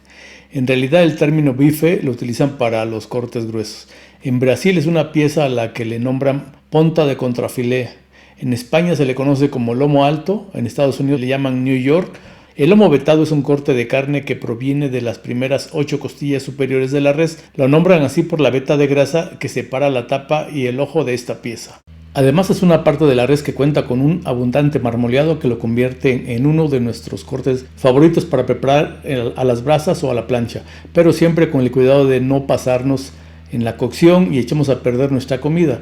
Y es que en realidad el lomo vetado o peinecillo es una elección perfecta para los que nos apasiona la parrilla por su carne jugosa y llena de sabor. Podemos cocinarlo entero o en tramos de 1,5 pulgadas de grosor, que es el caso que nosotros vamos a realizar en esta ocasión, pero este es muy al gusto de cada parrillero o cada comensal. Asegurémonos solamente de elegir una pieza de alta calidad. De ello depende el éxito o el fracaso en la tarea de la parrilla. Hay que buscar expendios especializados en cortes finos. Regularmente lo vas a encontrar congelado y empacado al vacío, por lo que la sugerencia es que lo descongelemos sumergiendo el paquete en agua, más o menos 1 hora, y después vamos a atemperar. Mientras vamos encendiendo nuestro carbón y le damos tiempo para que se ponga muy al rojo blanco. Y en lo que el carbón se pone en su punto nos da tiempo de preparar un sazonador. A este sazonador le vamos a poner 4 dientes de ajo, 4 cucharadas de aceite de oliva, más o menos unos 40 mililitros, media barrita de mantequilla fundida, media cucharada de romero triturado, 1 cucharada de paprika, media cucharada de sal ahumada y una pizca de pimienta. No salpimentemos mucho este sazonador porque también le vamos a aplicar estos ingredientes directo a los cortes. Licuamos los ajos con el aceite de oliva e integramos con la mantequilla y el resto de los ingredientes. Reservamos. Vamos a continuar con el proceso de preparación de nuestro peinecillo o lomo vetado. Ahora vamos a lavarlo con agua fría y lo secamos suavemente con papel absorbente o una toalla limpia pero que esté seca. Cuando el carbón esté casi a punto, realizamos cortes transversales de 1,5 pulgadas, aproximadamente unos 4 o 5 centímetros. Ustedes sabrán qué tanto lo cortan, qué tan grueso, y añadimos solamente sal y un toque de pimienta. Dejamos reposar por unos 5 o 7 minutos. Esto nos va a ayudar a que se realcen los sabores. En lo que reposamos los cortes, checamos el calor de la parrilla y la limpiamos con una cebolla. Su acidez y los jugos naturales ayudan a eliminar la suciedad, el polvo y además que desinfectamos la parrilla por las propiedades antibacterianas que tiene la cebolla. Así que la pasamos por toda la parrilla y dejamos que el calor también haga su trabajo. Pasados esos 5 o 7 minutos de reposo de los cortes con sal y pimienta, comenzamos con el proceso de sellado. Sellamos primero la parte de donde está la grasa, que viene siendo el lomo del corte, y continuamos con todas las caras hasta que quede perfectamente sellado. Esto nos va a servir para conservar los jugos y no se pierdan a la hora de la cocción. Ya que logramos el sellado total, sacamos los cortes del fuego y aplicamos un poco del sazonador que preparamos al inicio, el del ajo con el resto de los ingredientes. Se aplica muy bien en todas las caras de los cortes y los colocamos al fuego por unos 8 minutos por lado, los lados planos por supuesto, hasta verificar su cocción al gusto de cada comensal, o como lo considere el parrillero que en este caso se encuentre de turno, porque esto es en las reuniones familiares siempre sale un parrillero. Cuando consideremos que ya se logró el término deseado, los sacamos del fuego y los dejamos reposar 1 o 2 minutos para dejar que los jugos se distribuyan. Después cortamos y emplatamos con las guarniciones que hayamos elegido, papas o ensalada, lo que hayan querido poner. Y por supuesto no debe faltar una salsita picante, la que prefieran, un guacamole y unas tortillitas calientes que aquí en México no las perdonamos. Espero que realmente lo disfruten. Hasta la próxima receta.